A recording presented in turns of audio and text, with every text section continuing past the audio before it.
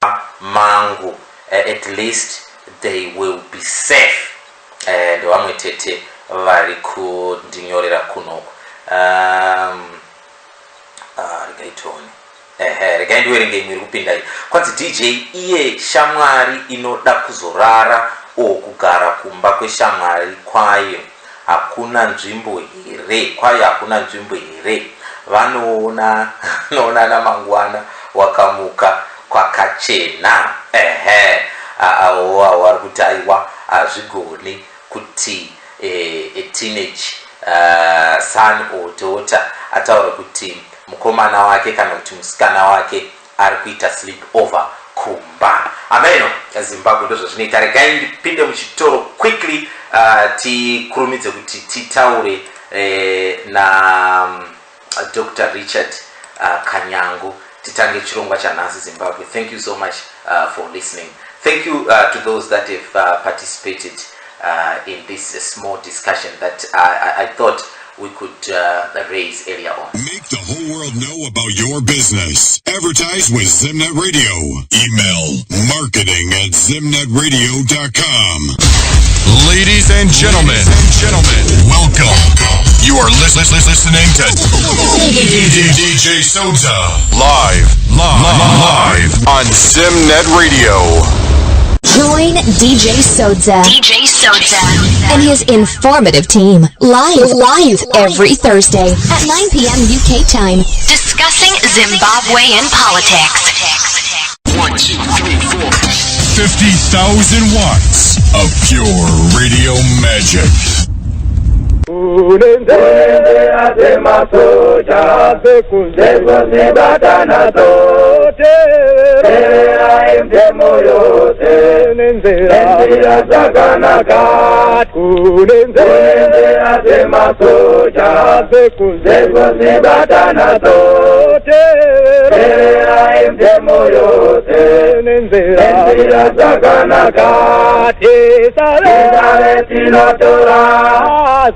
Lleno de matero,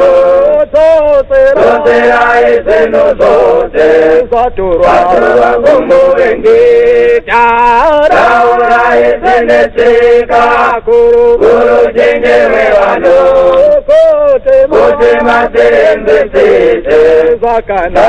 sacanando, padara es amno tenga, nenzera, sacanaka, mozo Samunenge matora badara izamno tenga nenzira zatanaka moto zote samunenge matora tesare tinotora zeno de macedo zote zotura como vengue ahora es en este cacuro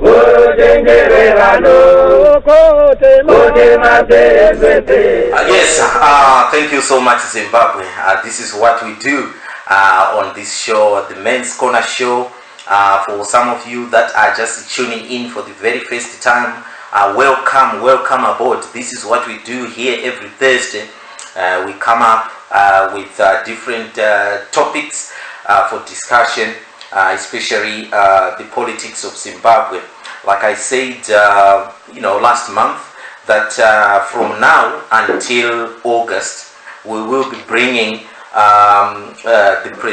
anyone who is aspiring to be a president of Zimbabwe, who is running, to come here and give them a bit of time to explain themselves why they've taken this decision to run for the top job in Zimbabwe, if you like, and what are their motives?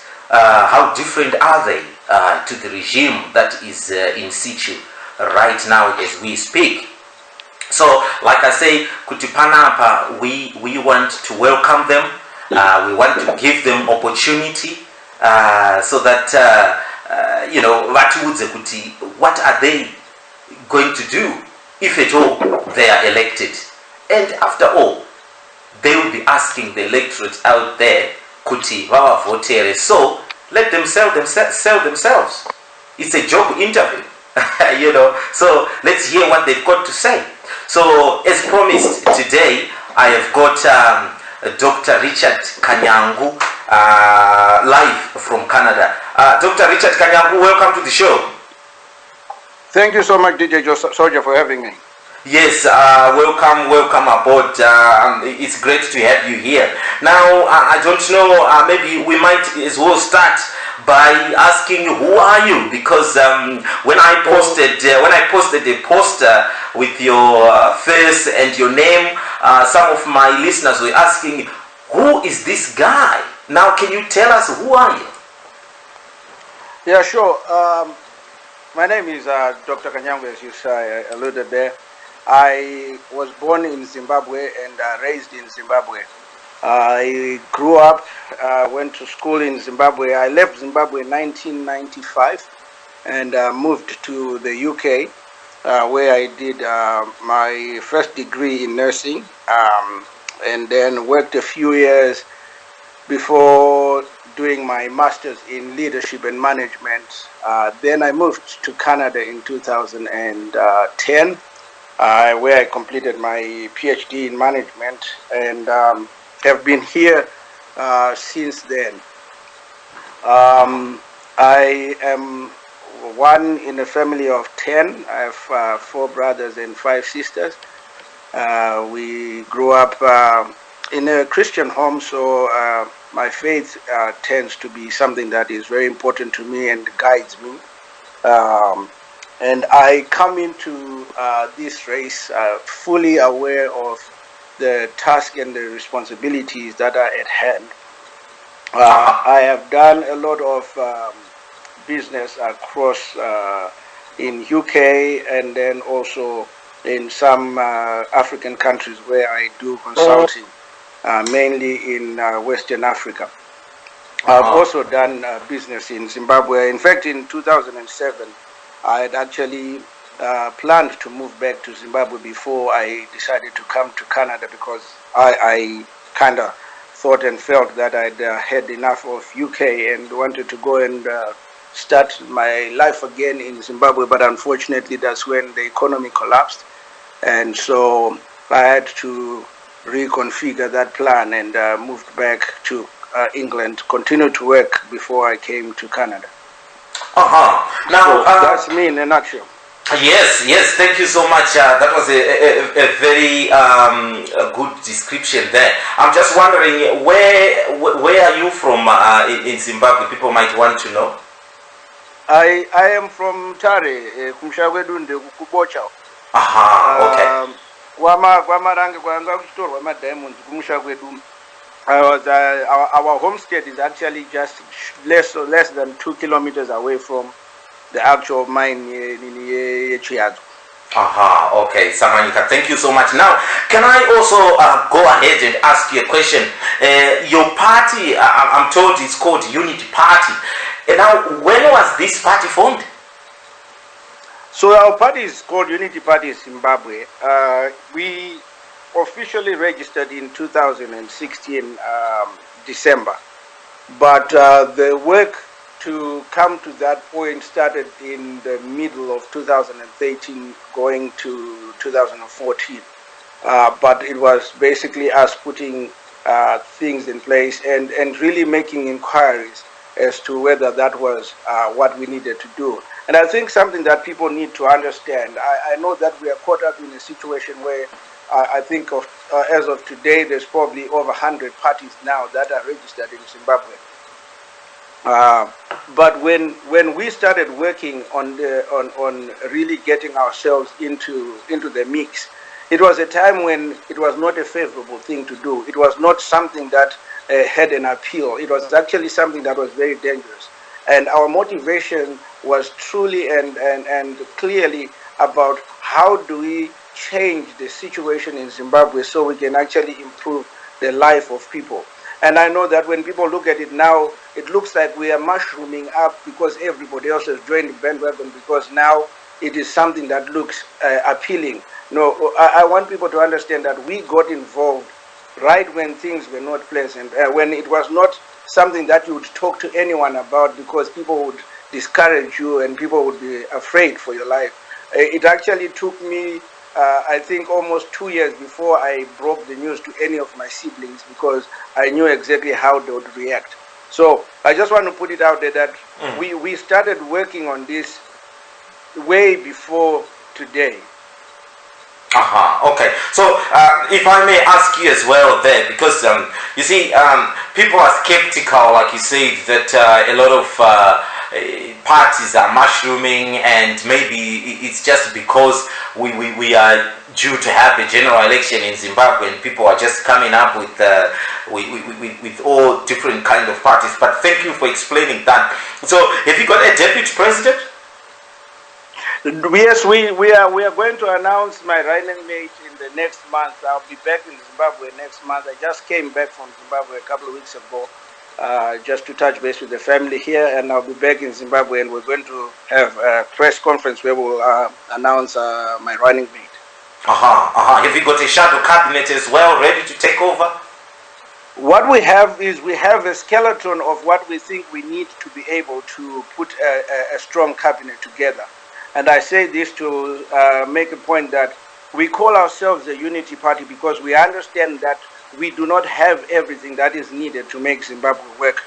But we believe that in Zimbabwe and amongst even the other parties that are running, there are people who are capable, who together we need to bring our hands and actually form a government. I remember somebody asking me some time ago that, what are you going to do in your first 100 days? And I said, if you really want to be serious and honest about the problems that Zimbabwe has, nobody can fix it in 100 days. There is no way that anyone can promise you that they can change the situation of Zimbabwe in 100 days. But what I can assure the people of Zimbabwe is that in 100 days, we will be able to put together a team that will be able to deliver what Zimbabwe needs.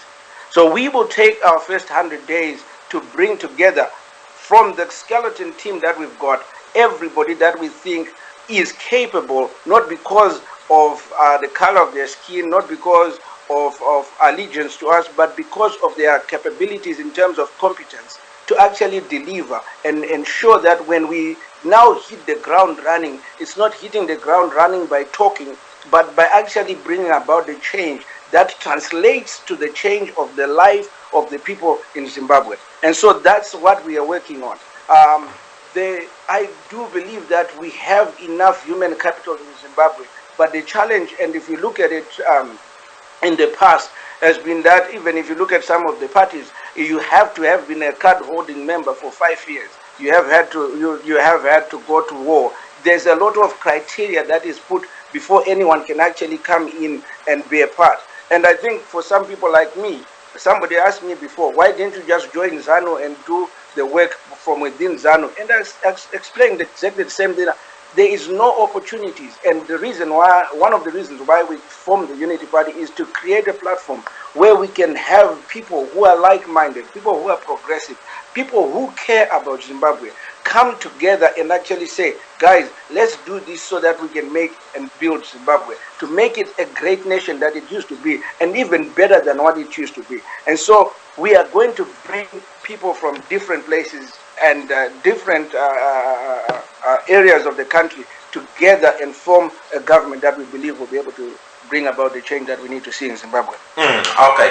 Thank you so much for explaining. You've answered some of the questions that I was going to ask you there, why you didn't join some other parties in Zimbabwe. But anyway, we've got lots of things to go through. Let me come to the policies. What policies are you promising people?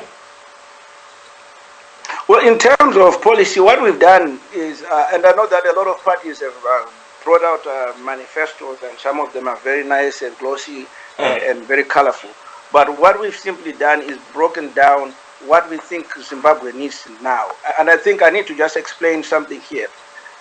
If we look at the situation of Zimbabwe, we have to be very realistic about how we're going to change the dynamics in Zimbabwe. There are things that Zimbabwe needs 10 years from now. There are things that Zimbabwe needs 20 years from now. But before we can get to that, we need to understand where we are today. And so our policies are about addressing our current situation, making sure that we create a platform on which we can build everything else that we need for a better and a brighter Zimbabwe. So firstly, we are looking at, we need to fix our economy. We need to ensure that there is a functioning economy in Zimbabwe. Yeah, and how are you going to do that? Sorry? And how are you going to do that? You're saying that fixing the economy is the first thing. So when we talk about fixing the economy, I think everybody has heard this, that the economy is bad, the economy, and the economy is a huge word. And what we need to look at, when you're doing troubleshooting, the first thing that you look at is what went wrong. What was working before and what went wrong to stop things from working. And so when we look at Zimbabwe and we go back, we know that our economy functioned a lot based on our agriculture, based on our tourism. There was not so much dependence on the mining sector in the early 80s going into the 90s. It was mostly our agriculture and our tourism sector. And then we look at all our financial institutions and stuff like that. But we now need to look at what went wrong within those departments, what went wrong within those areas, and we need to go back and fix that. So we need to look at our agriculture. One of the biggest problems that we had with our agriculture is that we were so dependent on the rains that whenever we got a drought, then it messed up everything. But there's technologies that are now available that we can actually use to be able to continue to plow even in drought seasons or when we are hit by drought. There are issues that arose from the land issue where the farmers got taken away from their farms. When we do a proper land audit and we go back, I do appreciate, and I think there's nobody who argues with the fact that we needed to do a land to deal with the issue of the land. But it was the implementation that was the problem. So we need to revisit that and ensure that we have people who know how to use the productive land in the country so that we are not giving prime land to people who just want resettlement. Because that's what happened when we took out the farms from the people. We took the farms, gave them to people who just wanted a place to stay, but they're not maximizing on the land. So we need to revisit that, ensure that all our prime land is being used to the maximum. And when we look at that, it's not an issue of just giving back the land to the white. I think what should have happened is that if a white guy, and there is nothing wrong with being white, we need to know that Zimbabweans are both black, white, and green. They are all Zimbabweans. So it's not about race here. But if we had an issue with the white guys having 1,000 hectares of land to one person, and yet that person was only using 200 hectares of that farm, what we really needed to do was to keep them with the 200 that was productive and take away the other 800 that they were not using and then redistribute that. And under our government, what the plan would be is still go with that same principle. They keep what they had before and we take what they didn't use. But what they didn't use, we now use as a place where we have internship from the kids who are graduating from whether it's UZ or Kwere University, all those guys who are going into agriculture, we now bring them onto those farms. They now work under the supervision of this farmer who has experience, and we subsidize what these guys are doing. But at the same time, what we've actually done is increase our productivity. Because from a place where we were only using 200 hectares, we are now using a full 1,000 hectares. So our productivity has gone up, which means that our income has gone up. But at the same time, we've also created employment. By creating employment, it also means that we have created a source of revenue for the government. So these are some of the things that we would be looking at doing in terms of how we would restructure the economy. Okay. Right, okay. Thank you so much for explaining that. So that's your key policy there. But I want to ask you a little bit about yourself, because a lot of people come to me and say, look, this guy is not serious. He is sitting in Canada as we speak, and we are 3-4 months away from a general election. How well known are you to the electorate in Zimbabwe? You see, I think one of the problems that we have is that, and this is why I really appreciate the opportunity to be on your station today and being able to speak to a lot of Zimbabweans across the world at the same time. When we are on the ground, it's very difficult for you to know what we are doing because we are not Skyping with you every moment that we are on the ground. So, and the challenge with doing rallies at the moment, we don't get the same coverage as ZANU-PF does. We don't get the same coverage as MDC does. So the fact that we have been to all the 10 provinces, the fact that we have spoken to the people on the ground, we have been to the rural areas talking to the people, is not known because it's not covered on social media. But that does not mean work is not happening. And the fact that I'm in Canada does not defeat the point that I'm still campaigning, because there are Zimbabweans here in Canada too. And we also need to understand, and I think that this has to be something that the people in the diaspora need to catch on to, is that we also need to hear you guys speak about what you want to see happen in Zimbabwe. And you can't do that if you don't know what we're talking about. So this is an avenue for us to also bring our message to you guys. Because when we're speaking to the guys in Lotito, you guys don't hear us. But how are you going to hear us unless we come to a place where we have a platform for you guys to speak to us? So the fact that I'm here in Canada does not defeat the purpose that our campaign is going on. We also, in our party, are doing a lot of trying to decentralize power and move power from one person into a team constructive system. We don't want, you see, the Unity Party is not about Richard Kanyangu. It is a party of people who have a common objective to see change happen in Zimbabwe. It is not based on one person. And anyone who has done management would understand that good managers are not the ones that manage or see things happening because they are there. Good managers are the ones who put systems in place and allow the systems to work. Because even if I die, the Unity Party must continue. So it's not about me, but it's about our collective effort and the work that is being done right now as I speak in Chitungwiza, right now as I speak in Gwanda, right now as I speak in Mkoba and Gweru. There is work that is happening. So it's not incumbent on just me being present, but also there are people here in Canada who need to hear my voice. There are people here in Canada who need to get involved in the process. And so I need to be able to reach everyone else. Right, okay. Thank you so much. So yourself, have you campaigned in Zimbabwe at any point? Oh yes, I was in Zimbabwe. I just came back from Zimbabwe just over a week ago. Yeah, and can you give us specific areas that you campaigned? I've been to all 10 provinces. Yeah. I've been to all 10 provinces. I think those of you who follow us on Facebook, you've probably seen all my posts when I was in all the different provinces.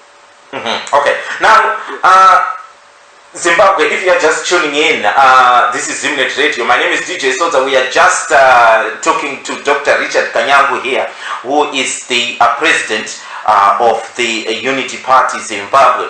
He's saying that work is going smoothly in Zimbabwe in the campaign side of things, and he will be traveling back to Zimbabwe in May. Is that right? No, in April. In April, yes. Now, Dr. Richard Kanyangu, we have had a problem lately in the MDCT because a lot of people are not happy with what's happening in the party there. That when, unfortunately, when Morgan Tsvangirai died, there was no Congress to elect a new president there. It looks like, looking from outside, Nelson Chamisa was actually handpicked and thrown in the head himself. He didn't have anyone to fight to get to the position. May I ask you, did you have to defeat other candidates before you were elected the leader of this party? No, so we had a Congress in Zimbabwe in 2017. Where I was chosen by the party leadership to be the representative for the next election.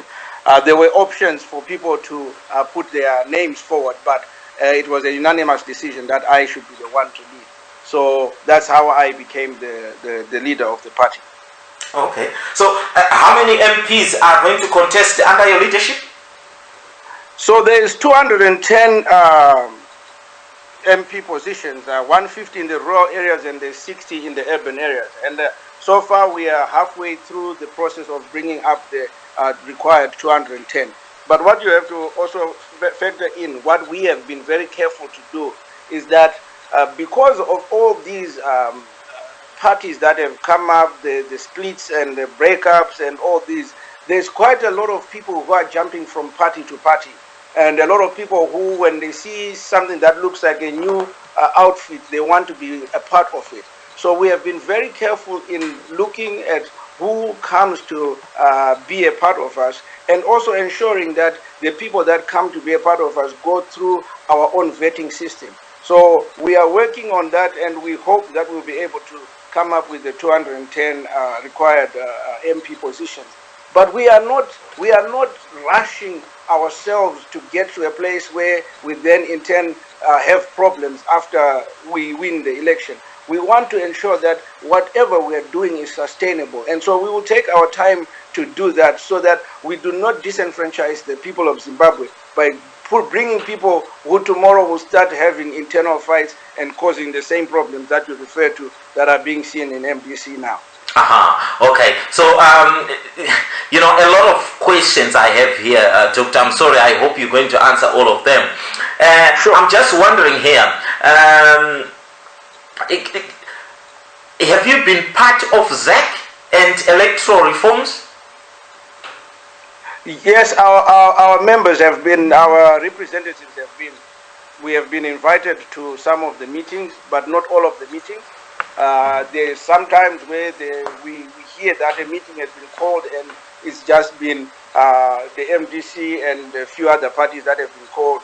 I am sure you're aware of a time where Mwanzora came out and seemed to be speaking on behalf of the opposition parties, and yet we had not assigned him as a spokesman. So there's some stuff that is going on there that is not totally right, but yes, we have had an opportunity to sit in with ZEC and also make contributions towards how the reforms are going ahead. Thank you so much for answering that. Now, a lot of people are still asking if you've got it, but I think you've answered that you're going to sort that in the near future. Sure. Yeah. Okay. That's fine. Now, what message have you got because there's a lot of skeptical people saying people like yourself are wasting people's time, knowing fully, hand on heart, that you're not going to win this coming election. Are you in it to win it, or just to cause a stir, sir? You see, I'll start from. I want to answer this in a nice way. Yes. Okay. Because you see, from the very meaning of the word skeptical, it means that somebody's already has found a decision. So it's not really like they're asking because they want to change their mind. But what I would like to say is that there is nobody's time that is being wasted. But I think what we need to look at as Zimbabweans is that we are simply giving the people of Zimbabwe an opportunity to exercise their constitutional right, their democratic right, to choose from a select number of parties who they think has got a message that resonates with them, and who has a message that actually delivers sound judgment in terms of what they need to see Zimbabwe change. So we must move away from this idea of believing that it's only ZANU-PF and MDC. They are not. They have not been given any right to be the only parties that exist. And by limiting ourselves to just two parties, I think we are selling ourselves short as Zimbabweans. I know that there's a problem right now because now we have almost 100 parties and it all looks so messed up. I hope that ZEC or somebody out there will find a solution of how we can limit that. But at the end of the day, Zimbabwean people are simply being given an opportunity to choose, and that cannot be a waste of time. I think what Zimbabweans need to do is what people are doing right now. Probe the questions, interrogate the people who are saying that they want to lead you. Ask them the questions that help you as the electorate to make a decision, to say, okay, this person is right. Because unless we come up, unless we present ourselves, you are never going to know what is better or what is not. You're never going to know if ZANU is the best party or Unity Party is the best party. So it is after we actually do what we're doing that you can exercise that choice. If those choices are taken away from you, then we cannot preach that we have democracy in Zimbabwe. So what we are simply doing on our part is exercising our democratic right, but we are also asking you to exercise both your constitutional and your democratic right without any prejudice, but based on facts and figures and knowledge that comes from the questions that you ask us as aspiring candidates. Right. We all know that myself, I know very well that for you to run for president, for any president anywhere in the world, you will need a lot of capital. Who is sponsoring your party? Where is the money coming from? Well, see, I think that's a very good question. I've sourced my own funds, and as of today, all our campaign and everything that we've done has been based on what reserves I've put aside for this work. We are not directly being sponsored by anyone. We do have a GoFundMe page. We do have donations that come in through the party. But in the larger scheme of things, we have sponsored this based on the savings and the money that we put aside, knowing fully well that we were going to get involved in this game. It's unfortunate that a lot of people think that every political party gets money from the government. It's not the case. As far as I understand it, the money that comes from the government goes to the ruling party and to the most senior opposition party, which would be MDC at the moment.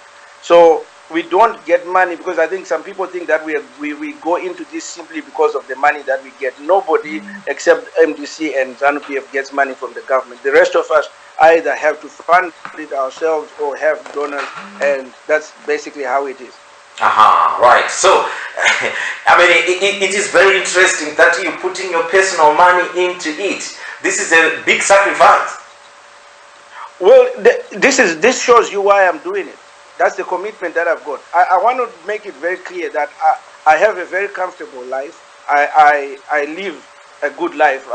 I don't miss anything where I am. But the reason why I'm doing this is because I believe that every Zimbabwean must be given the same opportunity. I'm not in it for what I can get. I'm actually giving away what I've got to try and change somebody's life. And so when you ask the question, I think there's a question people ask about winning. For me, winning is not about the final day of the election. I've started winning from the day that I started running this race. Because by simply getting involved, I know that there are people's lives that we have already changed. There are things that we've already put out in some of the areas that we were campaigning that are already changing people's lives. So for me, I'm already winning before the election is even done. Because my objective is changing people's lives. It's not about what I can get out of it. It's about what I can give to make somebody else's life better. Look, I've lived out here for a long time.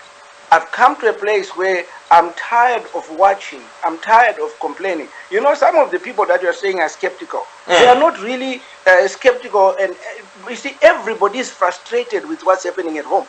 Everybody is angry with what's happening at home. But the only problem is that we tend to put that anger on people like me who are trying to change the situation, instead of actually joining hands with me to say, okay, let's now do it. At least you are brave enough to give up what you've got to go into the situation.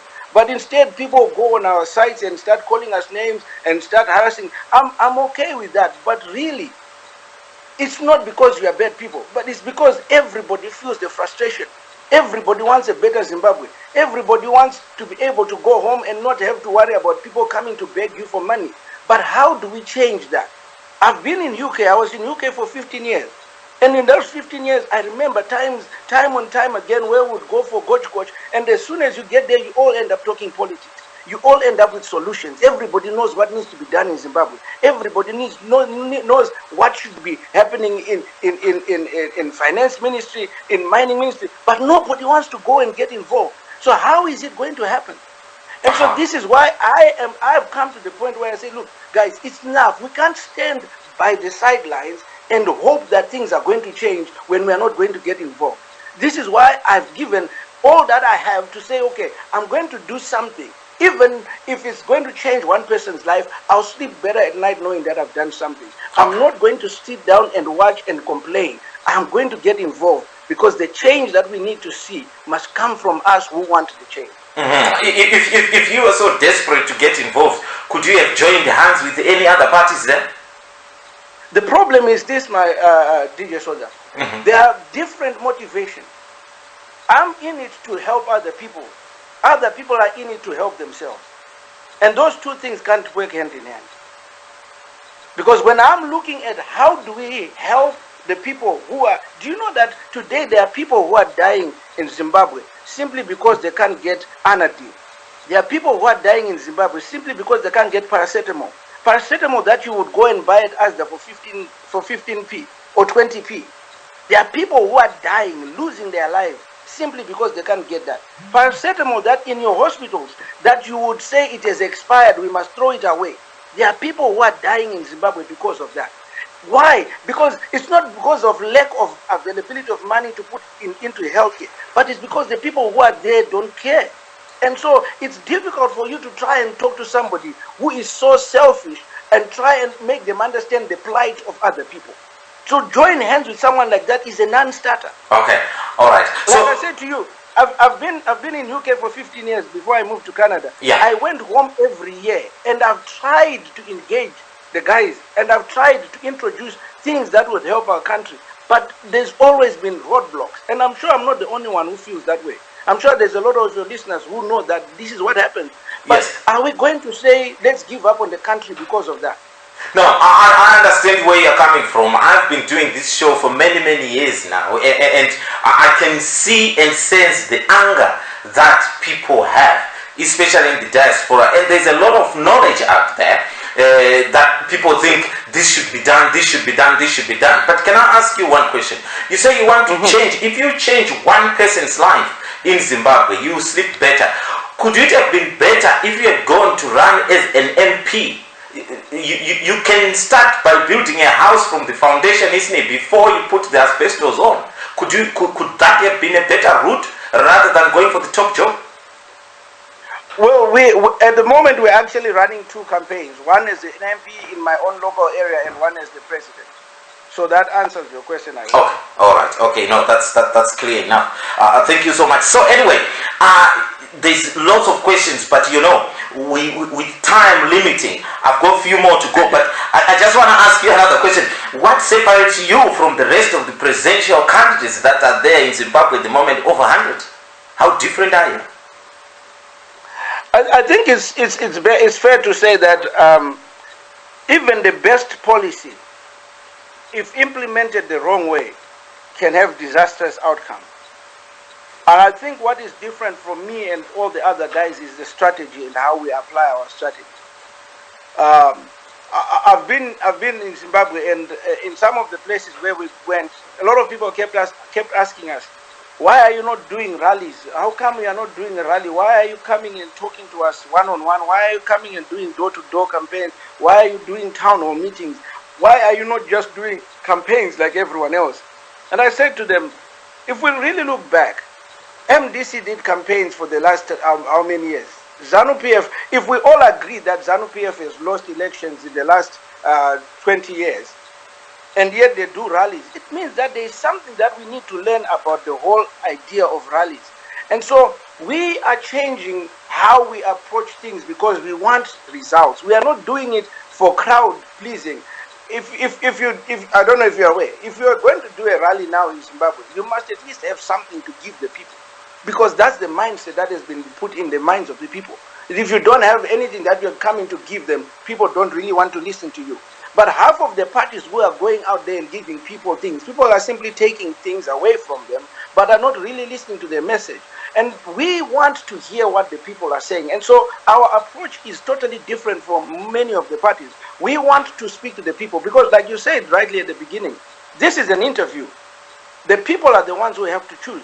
But I cannot be their president if I don't know what they want me to do. I cannot be their president if I'm the one who's going to dictate to them what I think they need. I need to hear their mind. I need to hear their thoughts. I need to hear what they want. And how do I do that if I don't go and speak to the people? At a rally, you don't speak to the people. You speak at the people. I've been a pastor for almost 20 years. I know. Preaching, when you preach, that's what we do. You speak and people listen, whether they have questions or not, they go home with them. But I want to have a discussion with the electorate. I want to hear their minds. So it's how we go about what we are doing that separates us from most of the guys. And that is the thing that I have found most profound in Zimbabwe, is that where we have gone, you ask people about other parties that have been on the ground for so long, and people tell you we don't know.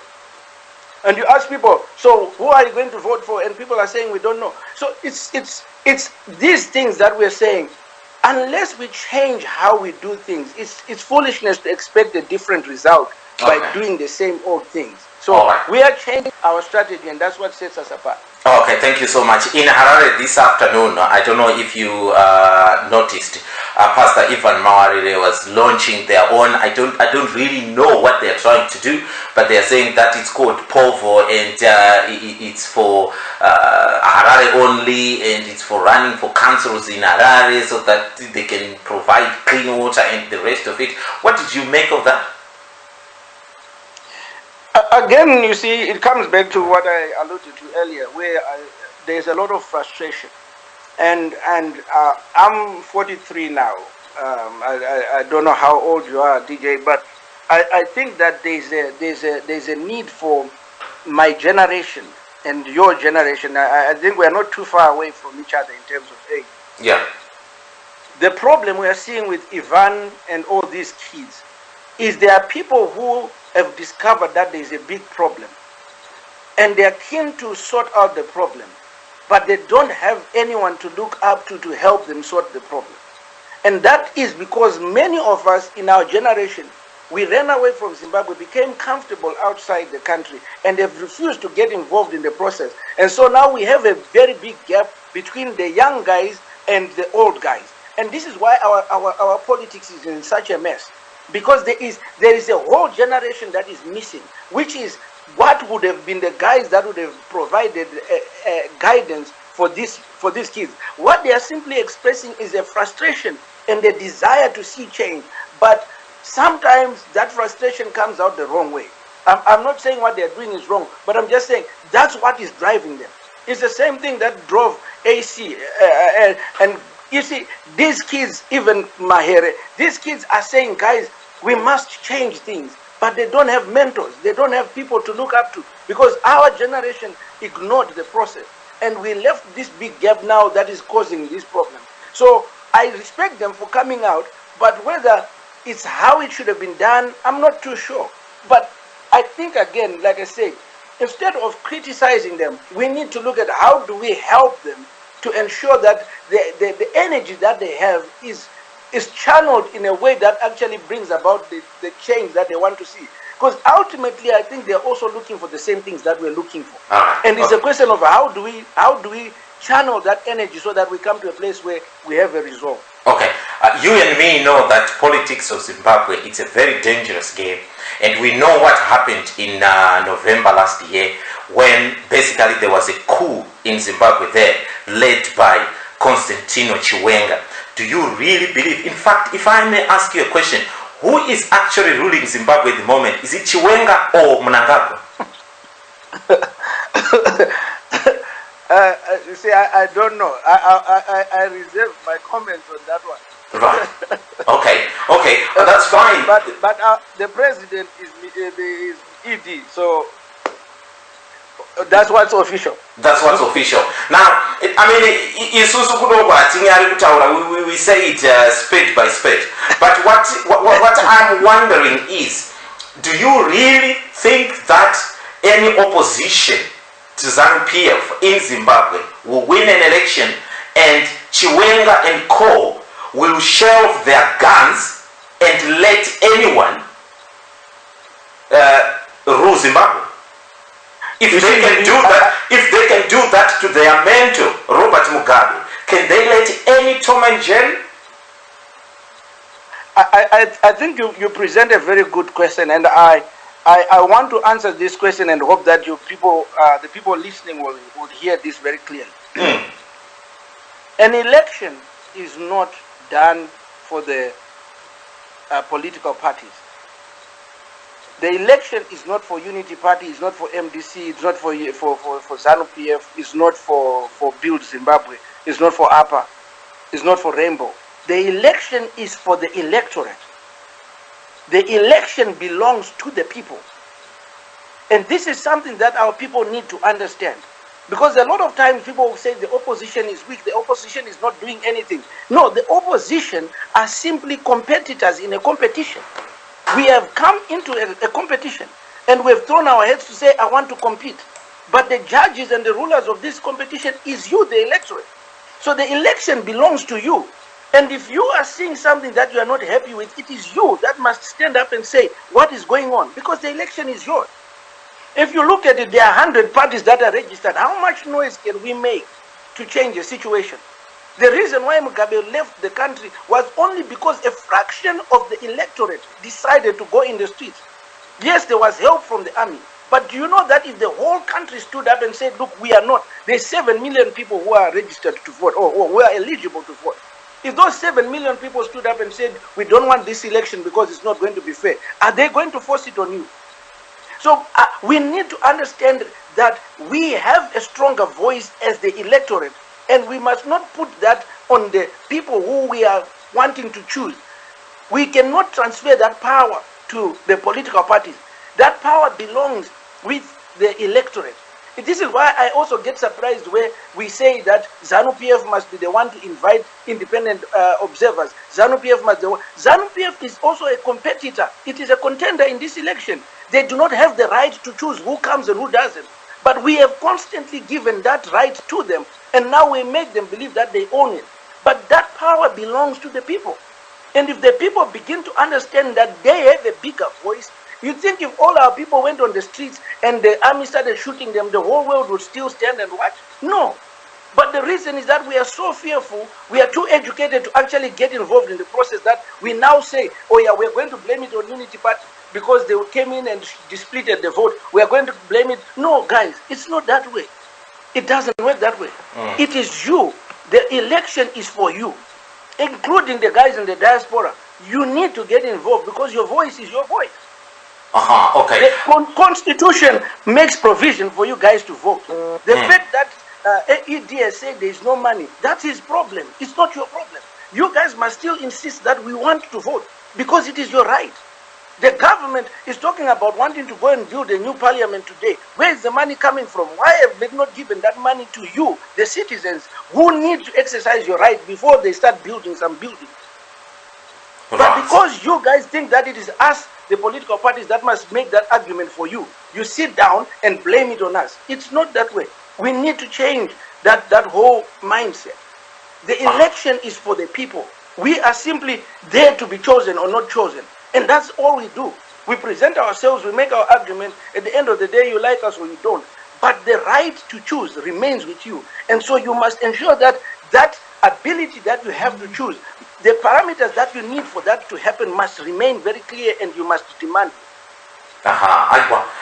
Thank you so much, Dr. Richard. Zimbabwe, that's Dr. Richard Kanyangu there, trying to explain to us why he decided to go back home and run in the upcoming general elections there. Zvanzizvo vakuru vakati chiri murusakasaka chinozvinzwira. Inemi, you are the jury, so you will choose whether he is the right person for you or not. Like I always tell people that 95% of our listenership are in the diaspora, and I know you guys do have contacts back home and you speak to people there, and you can influence through that channel. Now, we haven't got time now. We just want to conclude.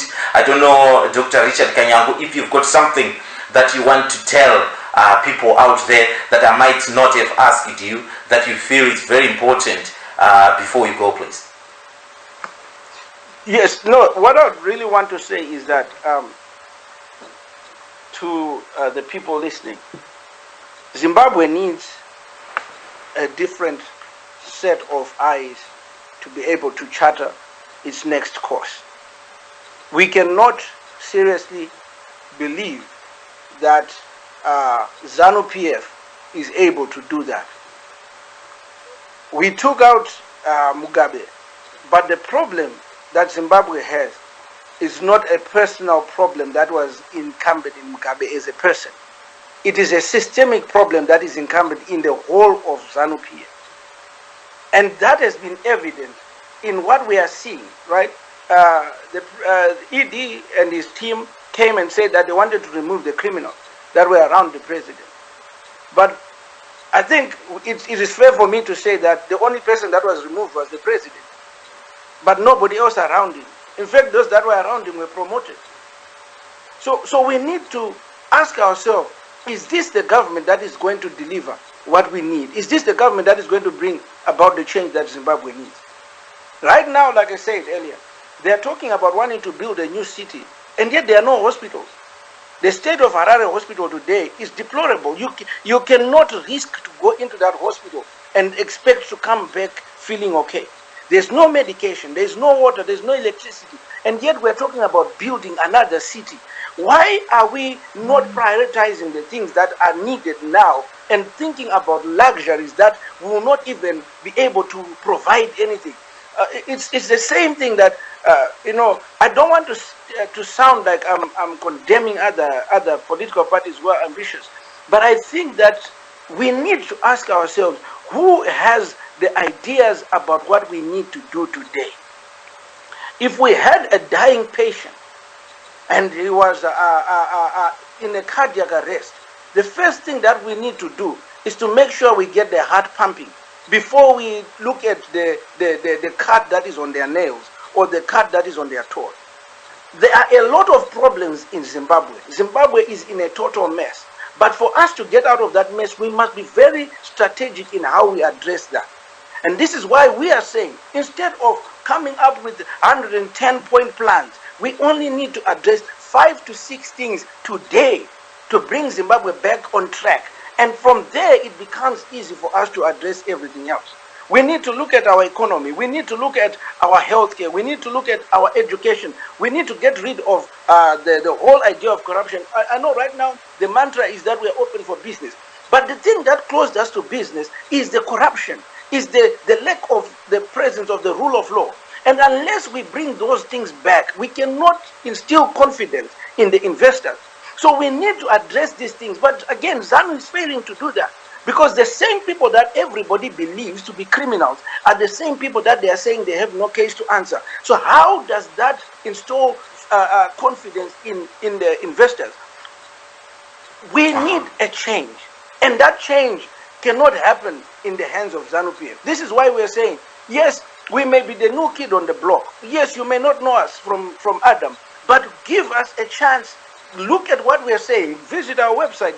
Everything is very clearly mapped out. We are not simply condemning, we are giving solutions. You know the problems. We are not talking about problems anymore, we are talking about solutions.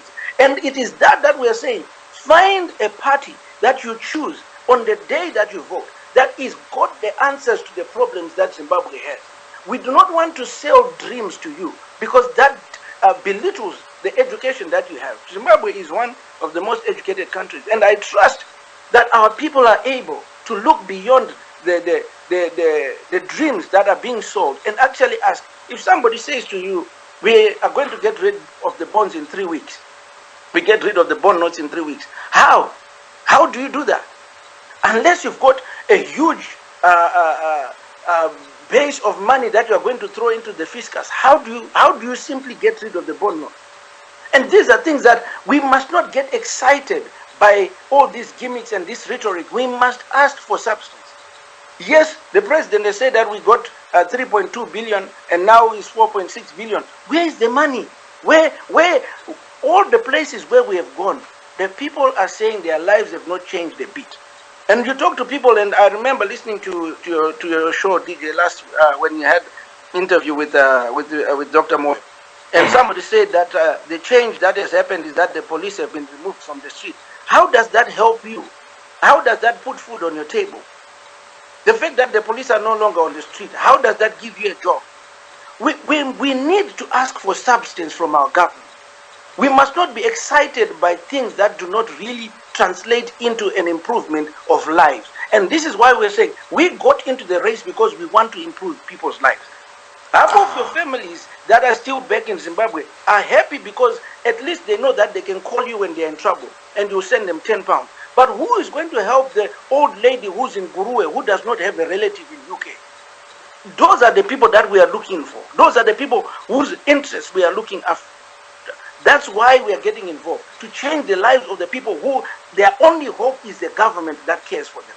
And that's why we are saying we need to get involved and we need to change. And these are the things that I want your people listening, the Zimbabwean people listening, listen carefully. Look, I'm more than happy to come back onto the show at another time when we have more time. But I feel that this election is a watershed election. It is an opportunity for us to exercise our right, but let us not be euphoric about it. Let us stop and be very objective. Let's look critically at what is being offered and ask the real questions. Who can deliver what we need for Zimbabwe? I thank you for your time. Thank you so much for that. And now, before you go, Zimbabwe is 5 minutes before 11 in Kunoku, United Kingdom. Before you go, Richard Kanyangu, I also overheard that you are also a pastor there. So I wonder if you can give us a prayer here for the station Zimnet Radio, and also for Zimbabweans who are listening right now, and also for the upcoming general election there, that it may be peaceful. Sure, why not? Let's pray. Father, we thank you in the mighty name of Jesus. We give you praise. We are your people. You have chosen us. You have called us. You sent us into this world for a specific reason. And I pray, Lord, thanking you especially mostly for Zimnet Radio, the work that they're doing, extending the gospel, reaching the nations. I pray that the blessing of the Holy Ghost be upon them, Lord, that you continue to expand the boundaries, provide for them, and give them resources to continue to do what they do. I pray for the nation of Zimbabwe. I pray, Lord, so much more for the people of Zimbabwe who have been displaced. I pray for those families that have been distressed because of this displacement. I ask your peace and your comfort to be upon them. I pray, Lord, even for the forthcoming elections. Lord, the Bible says governments are chosen by you. I believe that it is you ultimately who will choose, who will lead your people. And I pray and thank you, Lord, knowing that at this time you are answering the prayers of many Zimbabweans who have cried and called out to you to change the situation in Zimbabwe.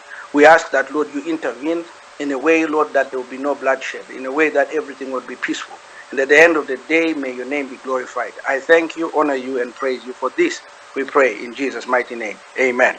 Amen. Ladies and gentlemen, that's Dr. Richard Kanyangu, President of the Unity Party Zimbabwe, and he'll be flying back in April. He said he's been to Zimbabwe several times, and there are people on the ground. He'll be flying back to Zimbabwe next month and stay there until the general election is done, and he's asking for your vote. Thank you so much. We'll be back after this, where the panel will be joining me, and we'll be giving feedback to what Dr. Richard Kanyangu has just been saying. And also, I want to ask the panel tonight what they are about this Itai Dzamara issue, which we hold dear. Nobody can be abducted in Zimbabwe in daylight scene, and the government at that time didn't want to know about Itai Dzamara. 3 years down the line, they go on the national television, the police go on the national television and appeal to the nation that we are looking for this man, and giving people numbers that if you've got any information, please contact police. They are actively looking for Itai Dzamara. The question is, why after 3 years, and why now? And also the development of Pastor Ivan Mawarire opening what they call a POVO, whether it's a political party or it's just a group of individuals that they've joined hands. I don't know, maybe you have got the answers there, that they are running for councils in Harare there. DJ Sodza and his informative team, live every Thursday at 9 p.m. UK time, discussing Zimbabwean politics. Make the whole world know about your business. Advertise with Zimnet Radio. Email marketing@zimnetradio.com.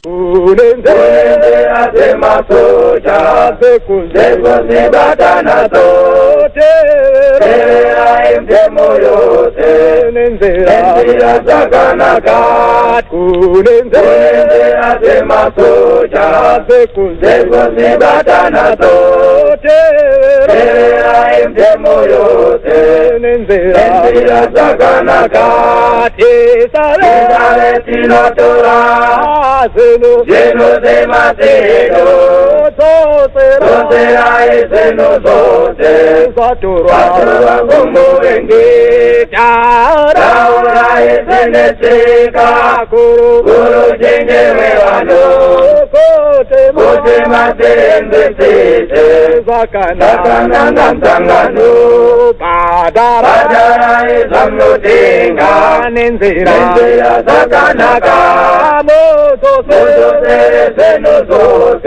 Samunenge matora Badara Zamnotenga Nenzira Zatanaka Moto Zote Samunenge matora Tisare Tinotora Zeno de Macedo Zotera Zeno Zotura Como Renge Taura Ezenetika Kuru Jengerano Kote Mazeze Zakana Nansangano Tisa Ete Cheopomwe Mondo Ete Mrenga Tesa Nese Vasungwa Nenge Tabata Tisa Ete Cheopomwe Mondo Ete Mrenga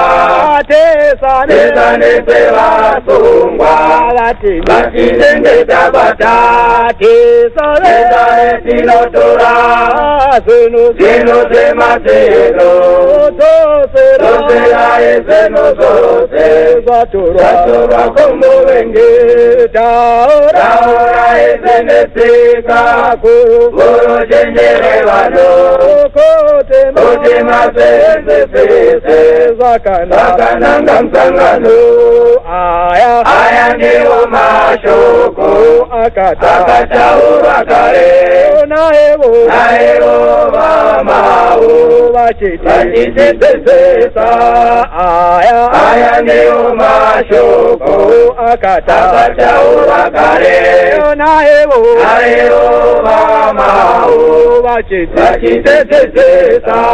Tisa Tinotora Zeno de Macedo Dosera Zeno Zatura Como Renge Taura Ezenetika Kuru Jengerano Kote Mazeze Zakana Nansangano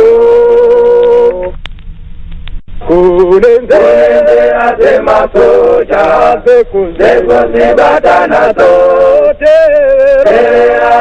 Moyo Nenzira Zakana Kat Kunenze Azema Soja Zeko Batana Sote Moyo Nenzira Zakana Kat Isare Tinotora Zeno de Mateo Dosera Zeno Zote Zatura Como Venge Taura Ezenetika Kuru Jengerevano Kote Mazeze Zakana Nansangano Badara Zamnotenga Nenzira Zatanaka Moto Zeno Zote Samunenge Matora Badara Zamnotenga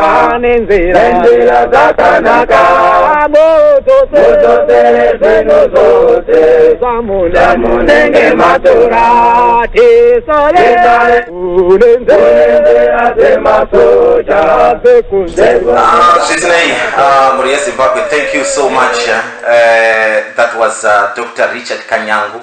That was, trying to showcase his case here with the electorates. And I hope that you have heard what he had to say, and that you're gonna give him a chance. And if there is anything that you want to tell him, feedbacks, he is listening right now, and he is willing to listen to what you guys have got to say.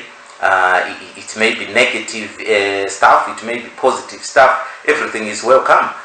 Please don't hesitate to say whatever you wanna say.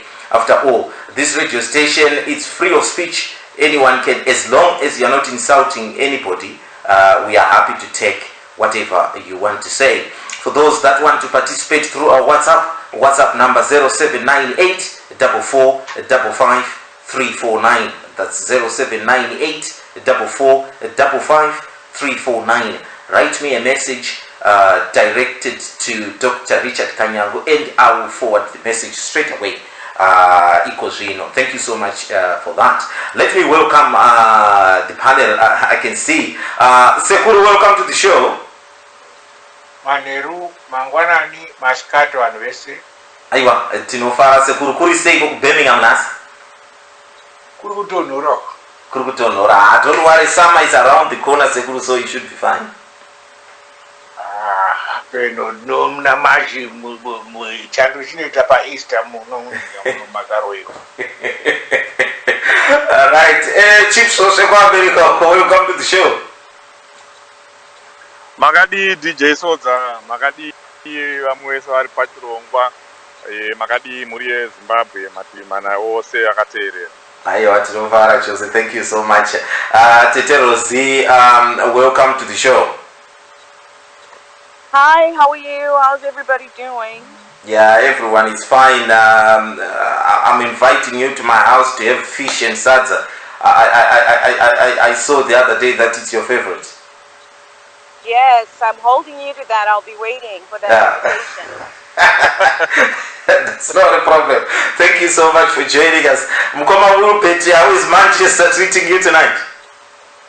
Manchester is a bit cold. Can you hear me? Yes, we can hear you loud and clear now.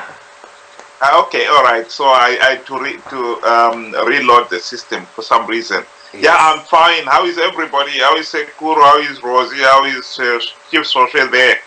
And everybody will be listening at this time. Yeah, that's fabulous. I've got a message from Sally here saying that she will be coming a little bit late. So, Sekuru, you have to stick one in when she finally turns up, because she always accuses you of lateness, right? Yeah, I'll make sure that she gets a taste of her poison. Fabulous indeed. Now, Sekuru, were you listening to what Dr. Richard Kanyangu had to say? Ini ndakataura kuti ndizvokutanga ndateerera vanhu vasingadi kutaura nesu hatinyanyi kuwirirana zvakanaka, saka ndazoteerera ndakuona kuti time yakupera. Kupedzisira. Oh, okay. So what did you make of the little he had? The little I heard was that he anofunga kuti electorate as my political parties, anofunga kuti my electorate vanhu ma-individuals. Now, once angotangira ipapo neni hatichatowirirani, because kana the political activity is best achieved ne-group activity. Ikaitwa individually, tese topedzisa tada kuita president, hazvifambi kufotera mumwe ndiani. Okay. All right, that's fine, Sekuru. Thank you so much for that.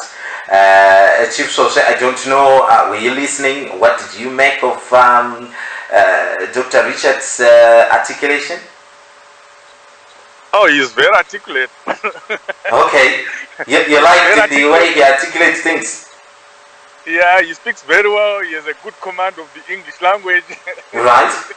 And I guess those are the qualities that qualifies people to want to be president in Zimbabwe. That you just have to be able to speak well, dress smartly, have a tie and jacket, and then you think you can now be president in Zimbabwe. It's very unfortunate, and I should continue to register my dismay, my disappointment over us as Zimbabweans. I don't know, we go out of the country and we become doctors, and then the next thing you want to go back to Zimbabwe and be president. It's disappointing, and what disappoints me more is that we are taking each other for granted. These people are taking Zimbabweans for granted. You know, DJ, very well that I watched this movie before. I walked this road before. With Dr. Shumba, we used to come here, and we would talk about these things. Maybe now I understand why people were so critical. And one of the reasons why I ended up leaving Dr. Shumba was because he did not want to work with others. You talk about NERA, he's criticizing NERA. You talk about joining an alliance, he's criticizing that alliance, or he wants to go there and be the leader. And that's the same thing that I'm seeing here. and it riles me that our esteemed doctor thinks the way he is, the way he's campaigning. Right now he's sitting in comfort in the UK, and he's only thinking of going to Zimbabwe next month or 2 months from now, and which will be 3 months from elections. Yeah, a point of correction, Nkoma. A point of correction, he is in Canada, and he said that he's been going and come back, but he's in Canada at the moment, and he'll be going next month, April. Yes, go ahead. Okay, he's in Canada. Okay, I thought he was in the UK. Okay, he's in Canada. That's fine, but he's not in Zimbabwe. And I hope he's a registered voter, because we have heard stories about people who are campaigning to be president who are not even registered voters. And ZEC regulations also say that you have to be in Zimbabwe 5 times prior to you running for president. And I hope you are when he was going back and forth Canada and Zimbabwe, he has been there 5 times. But my point is, does he really think that he's going to get 51%? Because I would have been happy if he was saying he's in some kind of a coalition, or he's looking for other political parties that he can be in coalition with. If MDC, a party that has been in existence since 1999, finally realized that they cannot do it alone, and they have gone into an alliance, they have pulled other political parties so that they work together. If MDC has realized that, what are his chances? Does he really, honestly, himself, I know he's listening right now, does he really think that he can go into those elections and do better than what the MDC has been doing all these years and amass 51%? I don't think he believes that himself. Because if he believed that, then he should have been in Mount Darwin. We should have heard about him in Mondoro. We should have heard about him in Pamuramba. We should have heard about him in Matabeleland South, in Matabeleland North, everywhere throughout Zimbabwe. He is not there. We know that he is not there. I was home myself. I never heard about his party. I never heard about him. So I think people should stop wasting Zimbabwean people's time and really get serious. This will not get us anywhere. Otherwise, by the end of the year, we'll be having 200 parties. Now I think we are at number 105 or 107. Right. It's Okay. not going to get us anywhere. Yeah, no, that's fine. And to him, I think he should just stick to being a pastor. You make a very good pastor. Aha. He's one already. Okay. Yeah, no, but another point of correction on the you say that you have to be to have traveled to Zimbabwe 5 times. He's saying that he's been there timelessly, and he's just going to Canada to sort a few things, but he's going back as well next month, really. Oh, that's good. I mean, if he has been there more than 5 times, that's good. I'm just saying that because I know there are some presidents who want to run for president, and they've never been to Zimbabwe, or they've been to Zimbabwe only once. And one of them was actually not a registered voter. Yes. Is that playing with people's minds? Yeah, it is indeed. Yes, it is. No. Thank you so much. That's great. What I'll do is let me. Right. Okay. Rekaende pana Tete Rosie. Tete Rosie. Hello? Yes, how are you? I'm good. How are you? Yeah, no, I'm fine. It's interesting. Have you been listening? Yeah, I was listening.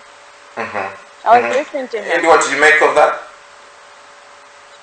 Well, I mean, he's articulate enough, but it's just hard to take people like that very seriously because, like Chief Soshe asked, do these people actually expect to get 51%?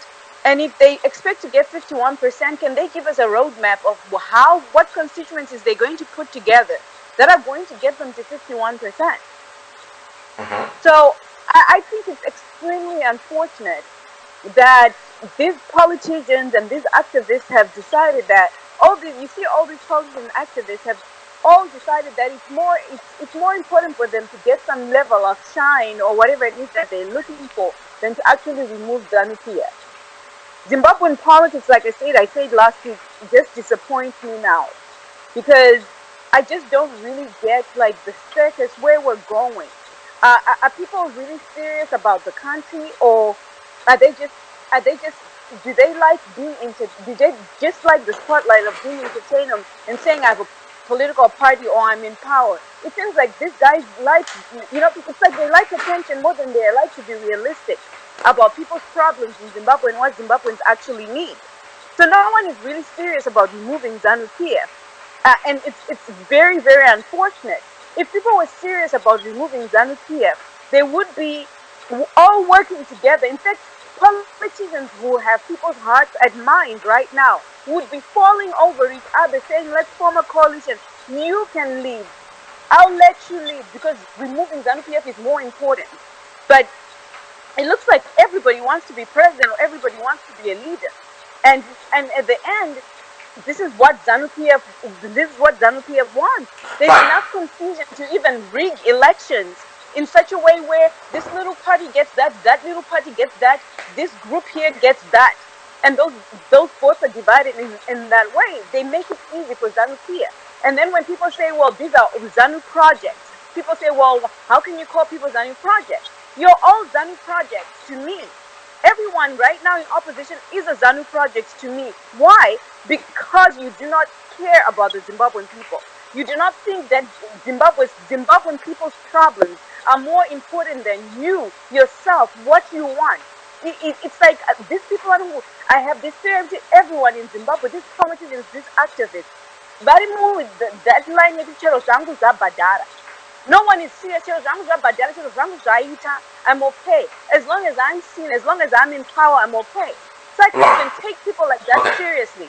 For me, all of the Zimbabweans really should just stop supporting everyone and say, you know what, either be together or we won't support any of you. Right. Teterosi, thank you so much for that. I want to move on. Mukoma Wilbert. Hello, sir. I'm wondering if you're listening, and really what I'm seeing here, people have already prejudged that any presidential candidate, aspiring presidential candidate that is going to come on here, they should not be doing that. They should join a coalition. That's the president I'm getting here. Are you of that thought? No, I'm not. I actually think this is what kills democracy. Democracy means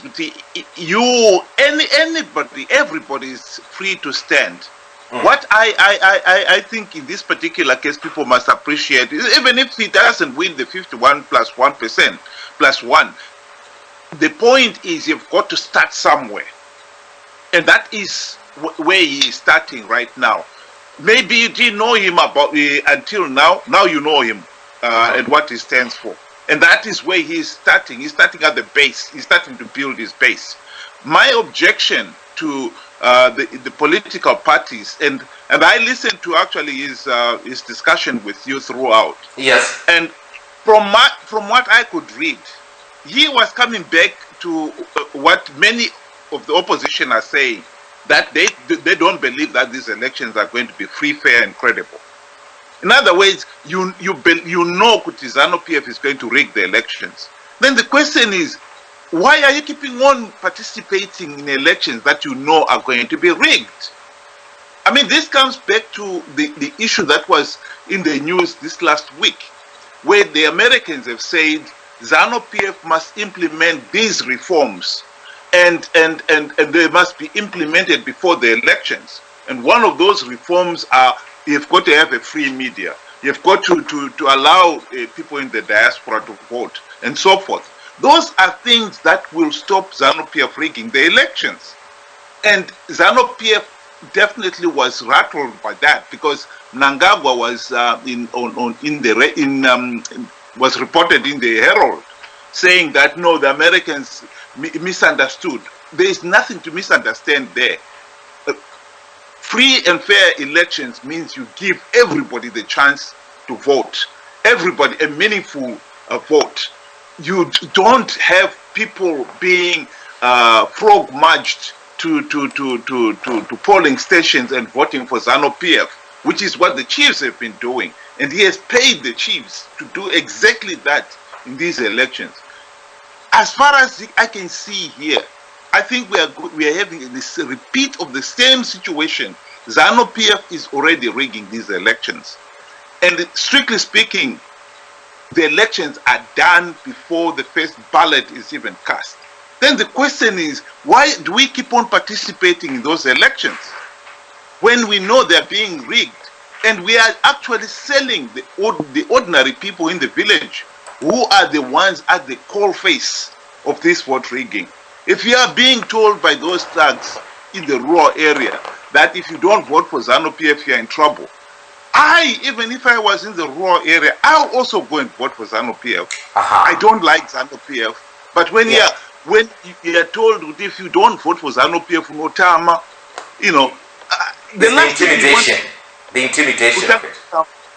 Yeah, exactly. And in this particular case, that is what we should be looking at. And I honestly think people like our friend Richard here, they are keeping on ignoring that because it's convenient.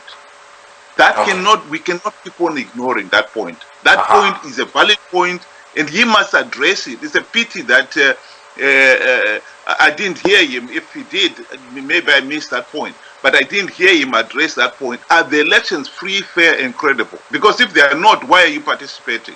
If you say they are fair and credible, does he mean that all along he has never understood that ZANU-PF has been rigging elections? That point I cannot understand.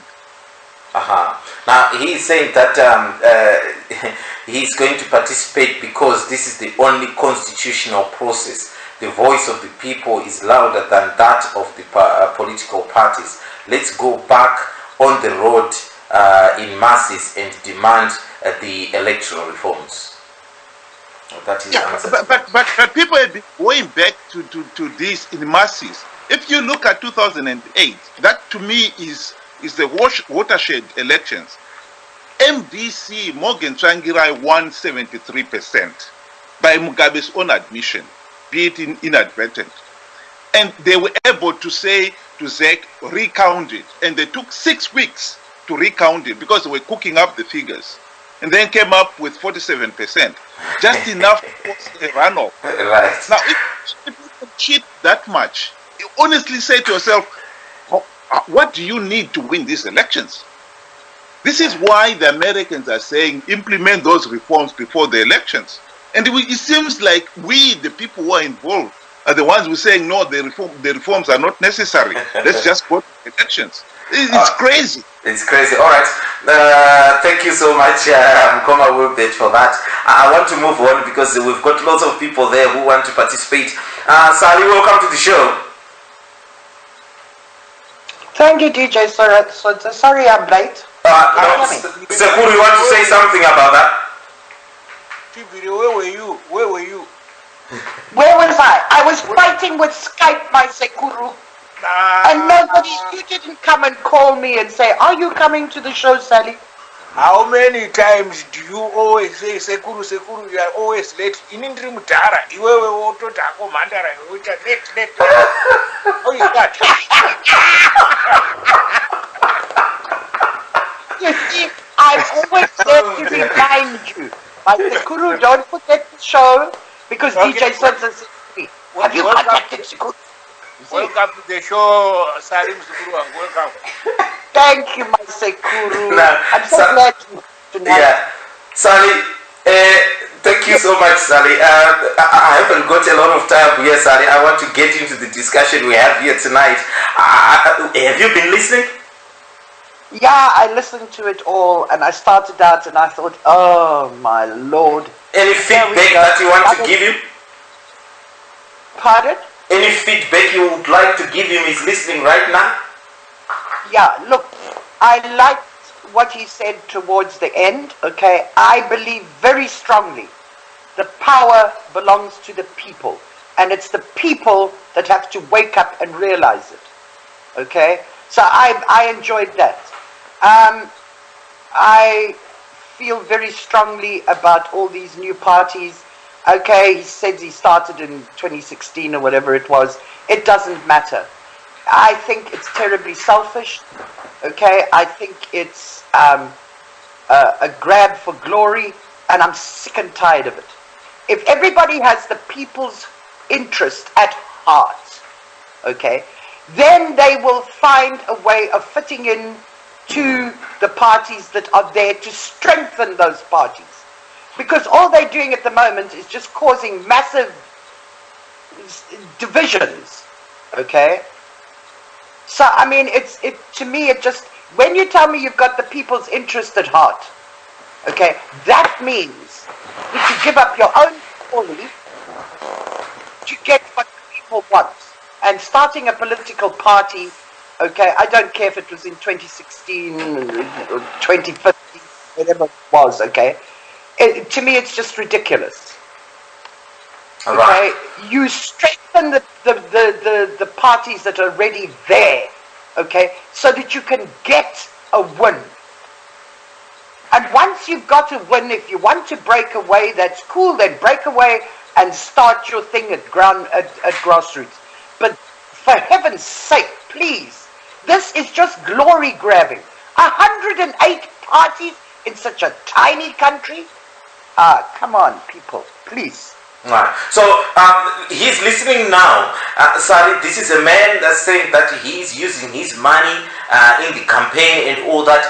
What would he have done to try and help the situation in Zimbabwe that you would be appreciative of? You know what?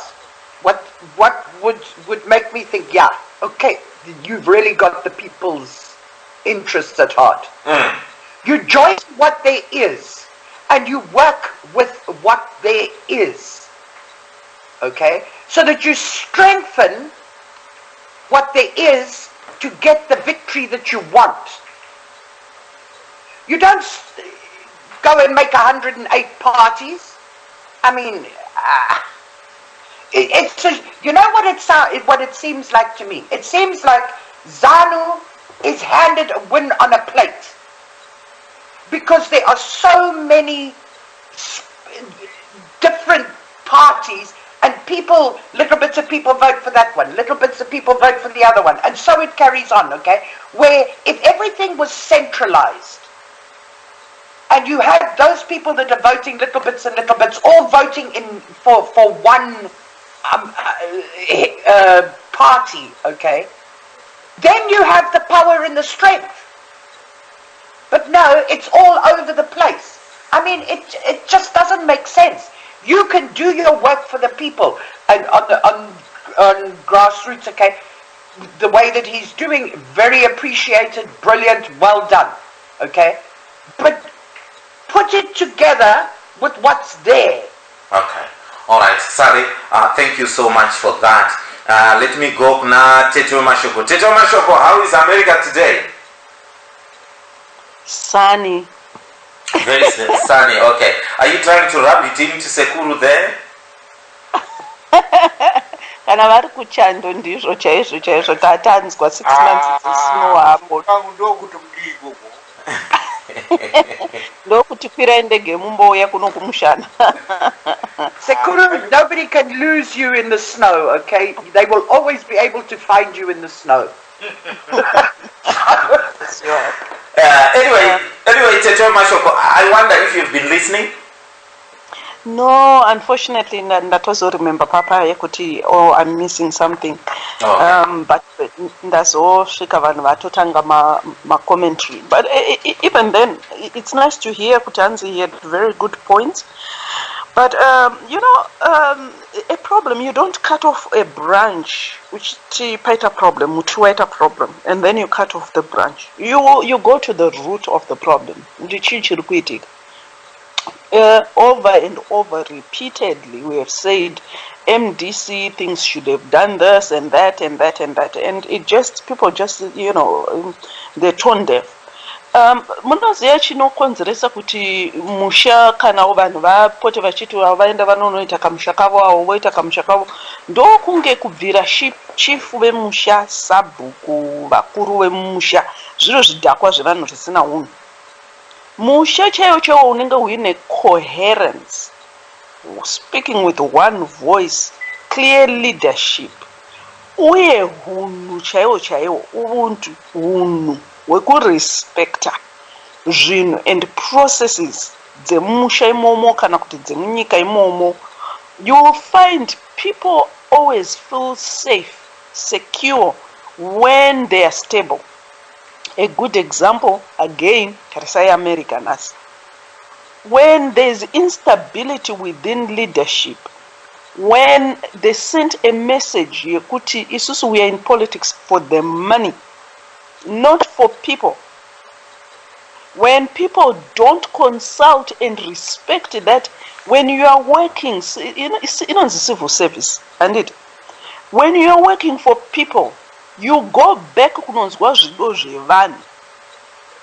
then people are like, maybe because no matter which way you look, even we are wrong. Here is why. Nasi tine nankere muningina wangu toko kupe, tina chamisa, tina na gutu. All we hear is just abuse. Zvino zviri so derogatory in the sense yekuti azvina chiremerera, azvina hope, azvina kana musi wano wekuti tinganzwe kuti vanhu tavaona vari pasi pemuhacha vachitraya kugadzirisa ende vachinzi varara vari muboardroom yehoteri yakati vari kugadzirisa zvinhu zvavo vobuda vaine one voice. If anything ye zvinoti ungonzwa vamwe tatostopa kuverenga pamafacebook tangoendawo zvedu mumagroups ekuverenga. Other than that, a person. So I'm not surprised, and people should stop we are like this and then we have a go. No, go back to the problem. Why? Right, okay. Aywa, thank you so much, Teto Mashoko. Thank you so much to Dr. Richard Kanyangu as well for coming here. And I hope that in the near future you can come back here and also give us such interviews. It was a pleasure having it here. Anyway,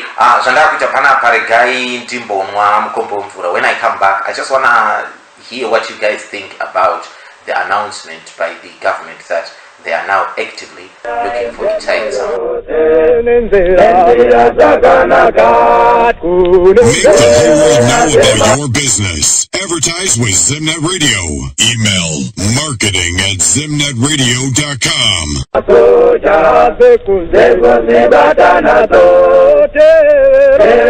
Join DJ Sodza and his informative team live every Thursday at 9 p.m. UK time, discussing Zimbabwean politics.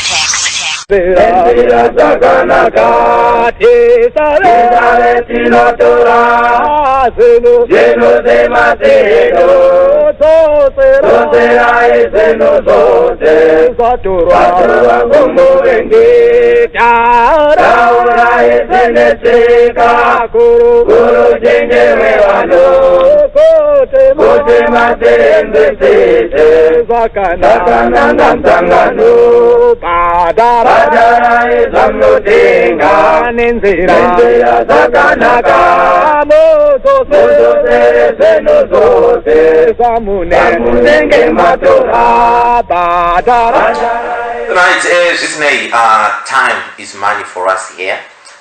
We just want to touch a little bit about this story of Itai Dzamara. Sekuru, if I may start with you there, Sekuru. Can you explain to me why suddenly the Zimbabwean government so it was necessary for them to go on national television, was it on Tuesday, to say that now we are looking for Itai Dzamara, a person that was abducted, and this is the number plate of the car that he was seen getting into, and if you've got any information, giving us numbers and all the rest of it. Why now, Sekuru, and why did it take 3 years? Zvakaitika ndezvekuti Mnangagwa akati when he was appointed president, or when he imposed himself through a coup as a president, he rushed to the media to tell the world that it's a new dispensation which is going to do things differently from what Mugabe was doing, and Mugabe was doing with Mnangagwa and the ZANU PF. Now, in one of those announcements, he categorically stated that elections will be held as programmed in the Constitution of Zimbabwe, and that they will be free and fair. Now, the Americans did their research, they called people, they asked their embassies to submit reports on Zimbabwe, and they called the opposition members from Zimbabwe, and then they came up with a review of the data. And they said one of the issues was we want Itai Dzamara to be produced dead or alive, so that the elections can be certified free and fair. Sekuru, are you making up stories here, or this is the correct story you're telling us? That is the exact story. It's there. It's there on the media, everywhere on the internet. So Mnangagwa was told that we need Itai Dzamara dead or alive for them to certify this coming general election as credible. One of the requirements is that abducted people like Itai Dzamara in particular must be produced dead or alive. Right. Okay. So this is the reason why they are running around like this. They care about Itai Dzamara. It's got nothing to do with it. They've been told if you can't account for Itai Dzamara, the elections are not free and fair. All right. Okay. Sekuru, thank you so much for that. Chief Sodza, if I may come to you, do you concur with what Sekuru is saying? Why now? Why are they looking for him? Definitely, I concur with what Sekuru is saying. And just to add on to that, I think we are seeing a situation where, a situation of a very desperate man. You know, and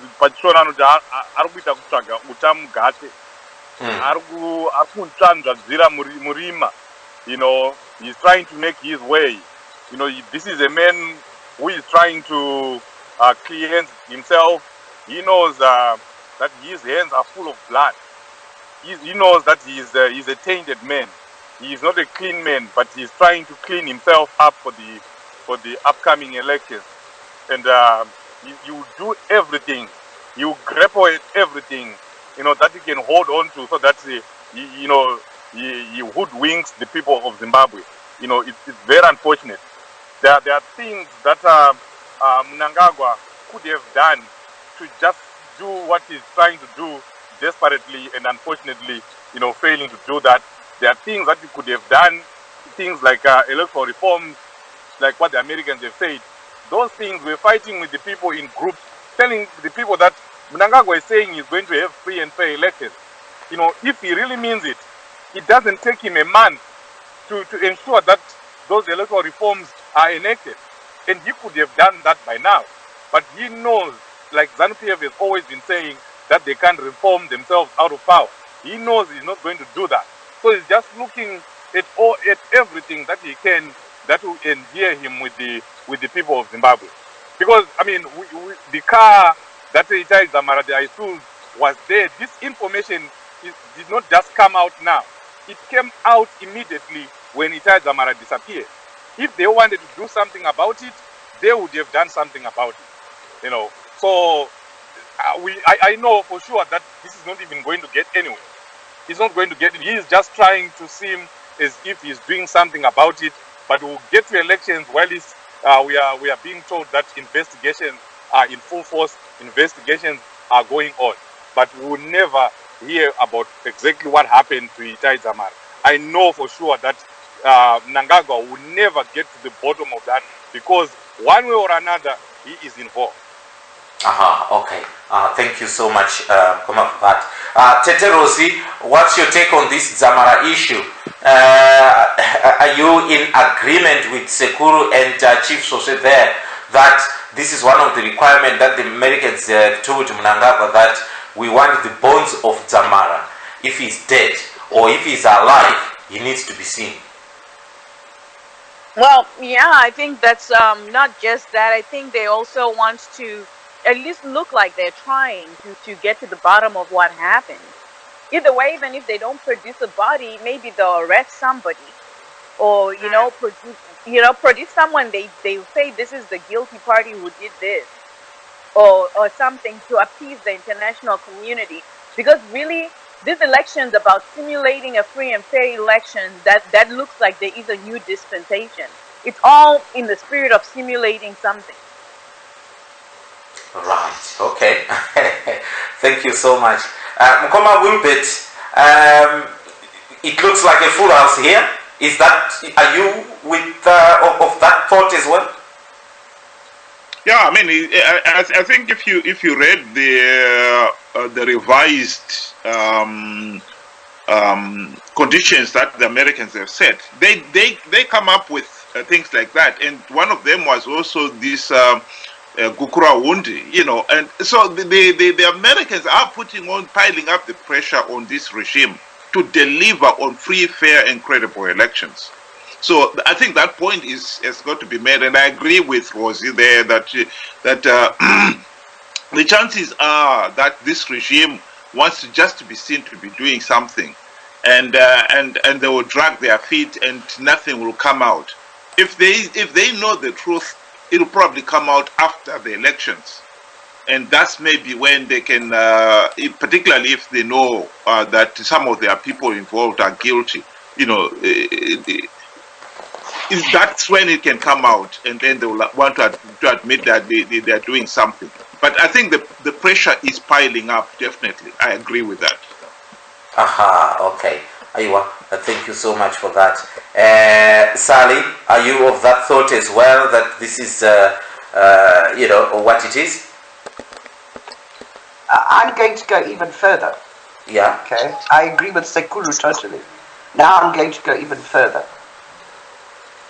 They know exactly where Itai is. Now, the police coming out on the radio and announcing it is now a setup as to an investigation. Smoke and mirrors, supposedly an investigation going on. Okay? And then we'll suddenly be presented with Itai's bones. Okay? Because they're going to have to produce something. And we're going to be presented with Itai's bones. But they know, right from the beginning, exactly where he is. And exactly what happened to him. I mean, they give a partial registration thing for the vehicle. That was given straight after he was abducted. With that partial registration, they can find the vehicle. So it's just the setup. It's smoke and mirrors. He will be produced bones, okay, under the auspices of, well, we conducted the investigation and we were led in this direction and we found it. Right. There we are. Who are they going to blame for it? Most probably a G40 person. There we are. Mm-hmm. Okay. Thank you so much, Sari, for that. Tete Mashoko, what's your thoughts on this Itai Dzamara issue where now they went on, on national television to talk about Itai Dzamara? That was unheard of. Well, when you're coming out of the world, the cold, as they call it, by international stage, there's certain conditions, especially with the history, dictatorship here, Mugabe, and how disappointing and almost shocking to the core, really, to a country that was revered by so many, that was a flagship, really, of what a democracy should have looked like. If Mnangagwa ever thought that he was just going to be told, use the guns, welcome to the high table, he can think again, absolutely think again. And definitely I wouldn't be surprised that that was one of the conditions amongst the others. And if you remember from day one, there were people who actually said, you know what, these people know Tunashe Sepa really, and he's trying to disassociate himself quite conveniently again because of power. because like a drug that it is, power, people will do and say anything really. And we're actually seeing Mnangagwa really not really desperate, but trying to do what ZANU-PF has always done for years, which is to actually think evil they're much smarter than everybody else, whereas the reverse is actually true. They have to produce him. We are not talking of a country that is as big as Australia, where somebody can be put in desert and you don't find him if people don't want to. We're talking of Harare yekuti munhu akaba kumfa kose, by the time yaunozosvika kunana Glenora, everybody knows who did what when how, and quite conveniently a human being disappears as if fighting a black hole. That's just nonsense. And just quickly, you know what? This matrix are, this is exactly why we are talking about mapatis arikutanga. It's people replicating Jaitwana Mugabe and even Tesatakaris and people not doing anything about it. Okay, what are they really trying to say? Instead of just simply saying, you know what, my elections and you on top of my Trukuda, this is one of the reasons also, or one of the requirements that we need. And people should actually come out and apologize. Period. They should be healing. Okay. All right. Thank you so much. Mukoma Teach, welcome to the show. You're very late today. What's happening there?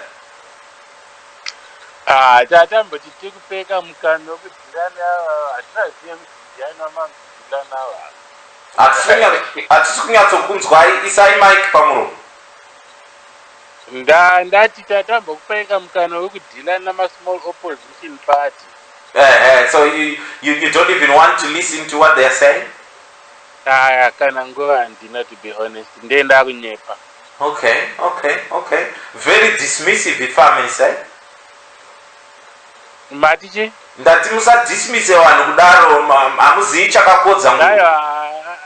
Imimi kana muchida kuve dishonest itai henyu mega. Chakakodza nguruve hamuchizivi Mukoma Teach. Ndakabva kurefu nemutambo wepolitics. Okay. All right. So anyway, I'm sure you want to comment on this issue of Dzamara now. We find that the state television in Zimbabwe come out and was detailing how they are now actively looking for Itai and all the rest of it. The question is, why now? It's not a question of why now. It's a question of what image does ZANU-PF need to project for its own acceptance, as they are desperately seeking acceptance everywhere. It's what image ZANU-PF has to present to show that it's a new dispensation. It's what image ZANU-PF needs to show that it is reforming. It's what image needs to impress those it needs to impress in terms of funding for any reforms or economic, especially revival. ZANU-PF right now is faced with extinction.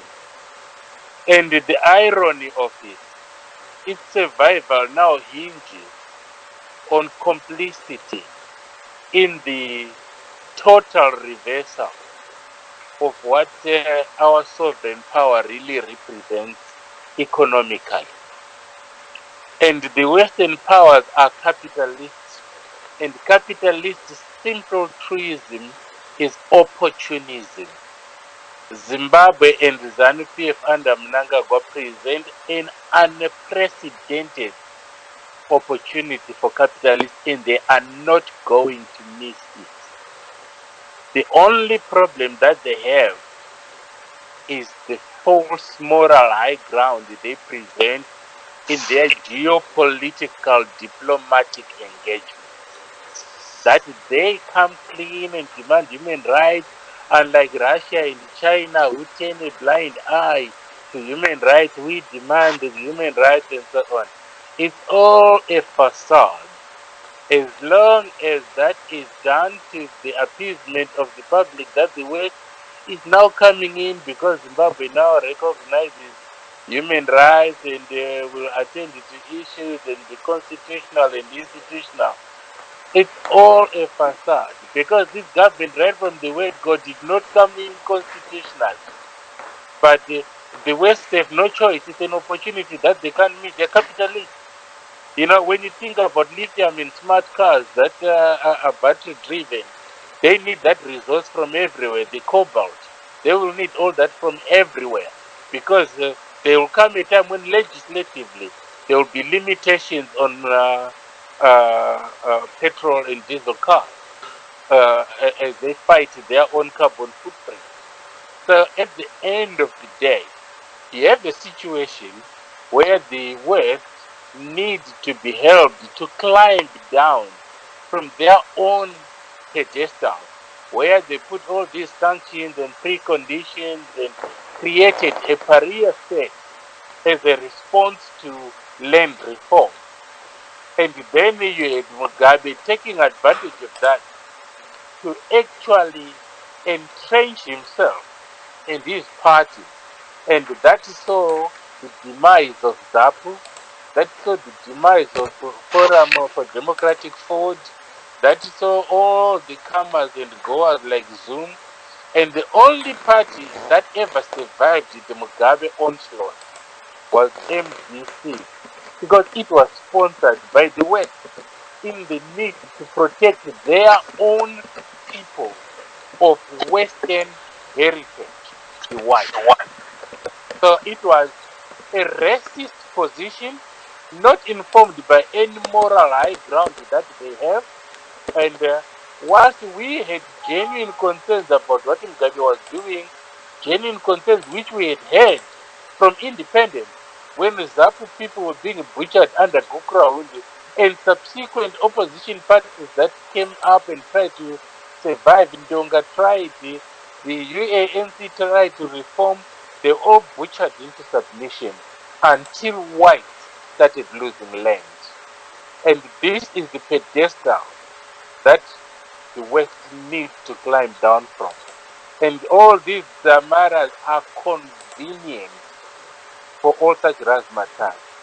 No one is talking about a lot of other people that disappeared. There are Shiwe Gujars who disappeared, never to be found. Thousands and thousands in Matabeleland whose graves nobody knows. Children that have no identity particulars because their fathers were never found. Okay. People that melted into nothing. It's not about Dzamara. Dzamara is just a convenience. The West is not being fair to Zimbabwe. And Zimbabweans need to disabuse themselves of any expectation that the West are some kind of knights coming and shining armor. No, these are capitalists who will not miss this opportunity. Dzamara is just an inconvenient truth that they will use. Simple as that. Okay. All right. Thank you so much, Mkoma Teach, for that. Right. Sekuru. Sekuru, mazviona zvazviri kuitwa nana pastor paHarare Gardens apo. Wana pastor Ivan. What's your take on that? Someone was saying that that's ZANU-PF project. What's your take? Very briefly. Well, as far as I'm concerned, kana vachita a coalition of Democrats, vanofunga kuti vari kuintroduce a new concept. Haizi new concept. We know kuti kune chipati chakambozoformiwa from a coalition of Democrats chainzi NAG a long time ago. Chakabva kuZANU, vana Mishekugwe, vana uyu unonzani Shakespeare. Shakespeare Maya. We know about all that. It's nothing unique. You work with HBC. Yeah. Takura, we have gone through that. You have to a very novel concept. It's nothing new. We know all about that. It doesn't work. Muzimbabwe vanovhotera party established. They don't vote for an individual. Anengoya mangwana otomuka kuti nhasi ndoda kutungamirira. Waudzwa nani kuti tutungamirire? All right, Seguru. Thank you so much. Sisi Rosi, what's your take on this one?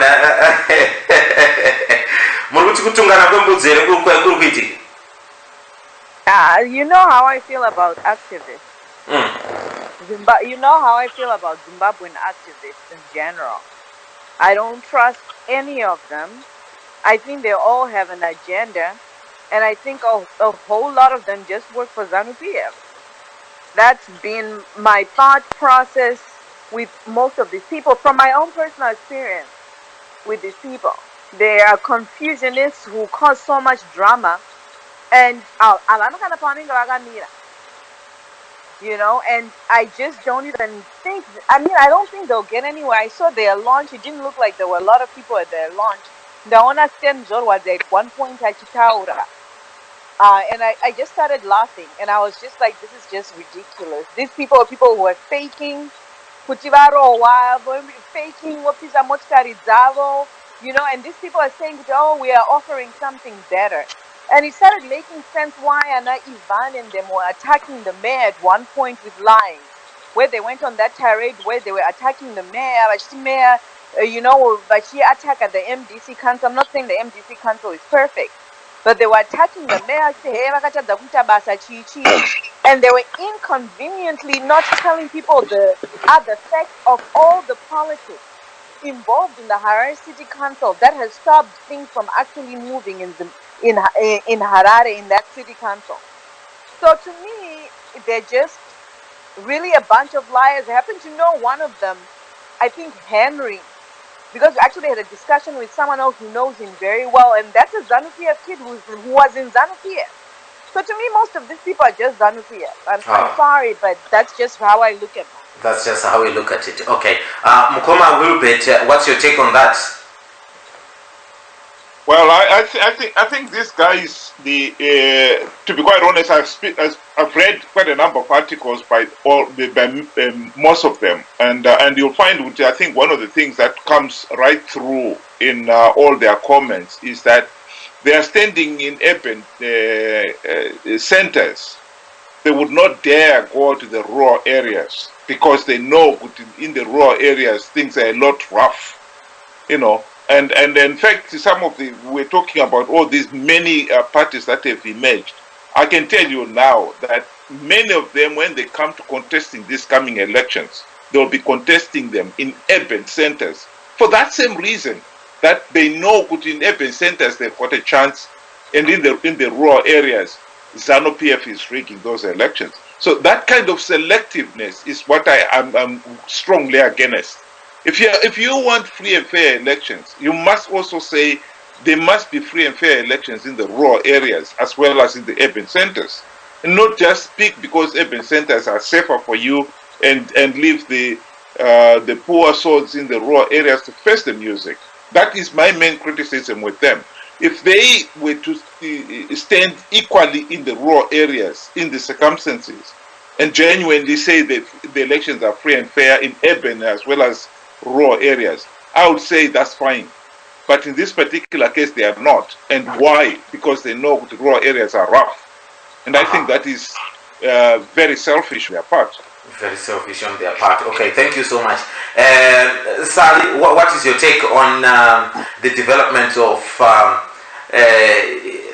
Pastor Ivan and the rest of them? I'm rather disgusted.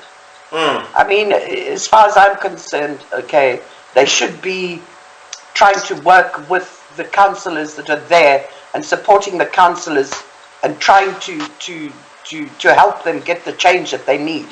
I mean, you see, this is the thing. This is the new fashion in Zimbabwe.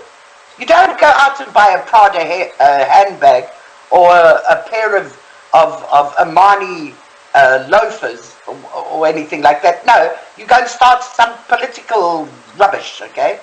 I mean, it's ridiculous. It's really pathetic. So, I mean, as far as I'm concerned, yeah, let them go for it. They're going to get their medicine. They'll learn. Yeah, okay. Good. All right. Thank you so much, Sally. Chief Social. Hey, you know, the height of deception, the height of double standards and hoodwinking, is dismaying. Pastor Mawarire is one of the people who rose to prominence as a uniter, as a person who wanted unity, as a person who wanted people to work together. And every time when he was standing on the podium speaking, you would come and speak at the NERA rallies. Even at the Alliance inception, he was there, and he gave a powerful speech about working together. And that very same person is now the person who is going out there and saying, we are forming our own organization, whatever they call it, because he said it's not a political party, to go and contest for council seats in Harare. He knows very well that MDC is going to field candidates in there. ZANU-PF is going to field candidates in there. And because he has been running around masquerading as an opposition member and coming to opposition rallies, Zimbabwean people identify him with the opposition. So who is going to vote for that lot? Who is going to vote for Pastor Mawari? It is the people in the opposition who will be thinking that they are in alternative when they are not in alternative. So here we are seeing a scenario where the opposition vote, the MDC vote, is being split by the people whom we thought were our own. It's disappointing. Those who listen to Pastor Mawari today, we know Pastor is a powerful speaker, he's a forceful speaker. When he's speaking, people listen, and you definitely understand what he's talking about. Today, he was trying to explain that it's not a political party. We are trying to work together with others. How are you working together with others? He was doing that. He was not explaining himself fully well because he knows he doesn't have an agenda. His agenda is to split votes, and that's very unfortunate. Pastor Mawari is one person who could have gone to the alliance and said, I want to run in this seat, and he would have been allowed to run under the alliance. He would have walked into any political party and he was going to be accepted. But there he is, going to form his own organization, and I can tell you, it will definitely, a year from now, it will be a political party. And what disappoints me, DJ, is who are they blaming for what is happening in Harare? They are blaming the MDC Council. But the MDC Council is not an entity on its own. It reports to the Minister of Local Government. And all this year they've been, attacking the MDC Council. They've been attacking Mayor Ben Manyenye, with all the falsehoods that they could come up with. They never attacked the Minister of Local Government. They never attacked all the other organizations that are attached to ZANU-PF. They were attacking, in particular, the MDC councillors. So we now know what their agenda was. In Zimbabwe,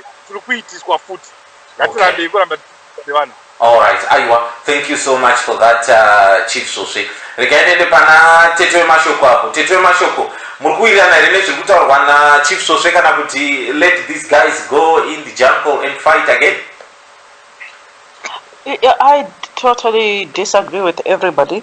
Yes. I've got a totally different take. How dare we actually have the audacity? How dare we, especially our generation? We never modeled the right leadership skills. We didn't mentor, groom vanaiva kuti vaziye kuti chii chinonzi democracy. Makavadzidzisa kuti vave magora. Makavadzidzisa kuti kana uchida power unouraya munhu. How dare you today, and as most of you sit motanga kuva judge, this is what they know. They want the power because you taught them that it was okay. If you had done pamaka hand or own power, makaziya kuti power is handed down like water. Deno nasi tisina zvese zvatiri kuona izvo. Deno nasi tisina kuneta kukuti tinongotarisa tongoti I don't know. Ameno politics dzeZimbabwe. You are reaping what you sowed. Period. Let them be. At least vachiri vechidiki regai vadzidze in the jungle because you failed them. Saka sit with that mess and then realize that we lost an opportunity. The chaos we created is coming back to haunt us. Enjoy. Apana for complain pepe. Okay, thank you so much. Mkoma, teach very briefly, please. What's your take on what has happened to Nana Pastor Ivan? Do you think this is a good thing for us, or you think it's another project that is unfortunate? Kana musina kuona munanga gwanasa nditaura, then you won't understand, because it means I must follow our politics. It's as simple as it is. These are lost souls that are backing up Munanga Gwasizanu PF. They were always part of the Chinu Chela Coste. All they are there to do is to stabilize the opposition, set the agenda for social activism, and ensure that the citizens are following a particular line. They are nobodies, and people have seen through them. It's why the attendance was pathetic, and they will never have gravitas, ever. Quote me on that. Right, okay. These are nobodies. Still nobodies. Was their peak. They can only go down. Right, okay. They can't go anywhere.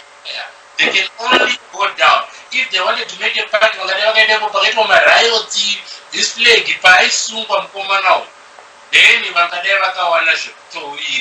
yes, that was their peak. Right now, these guys can only go all the way down. Right. Okay. Thank you so much, Teach, for that. Today, I have to go.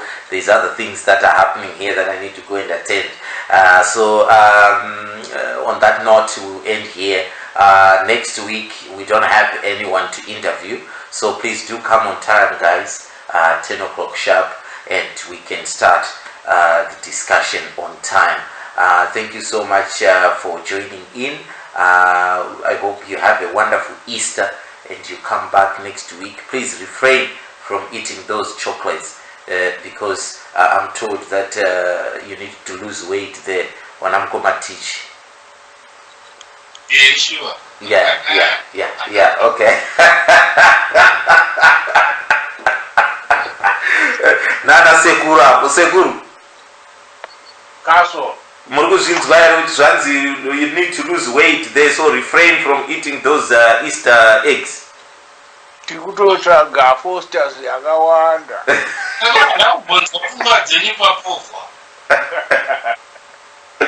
I get it. Chocolate first and stick the weight.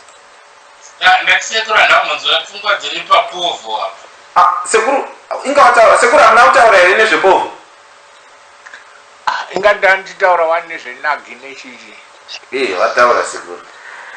Right. Yes. Okay, guys. Sally, the podcast I can't send you tonight, so it will be tomorrow evening. So I think maybe you can work on it on Saturday. You've got to send me chocolates first, and only bubble chocolates. Okay, that's fine. That's not a problem. I'll send David Warner and Steve Smith with some chocolates there for you in Cape Town. Oh. Have you asked to Teach for permission? Teach, is it okay if I send it? Ditched me. Told me I was no good. We've come too far. Thank you, my darling. This is Zimbabwe.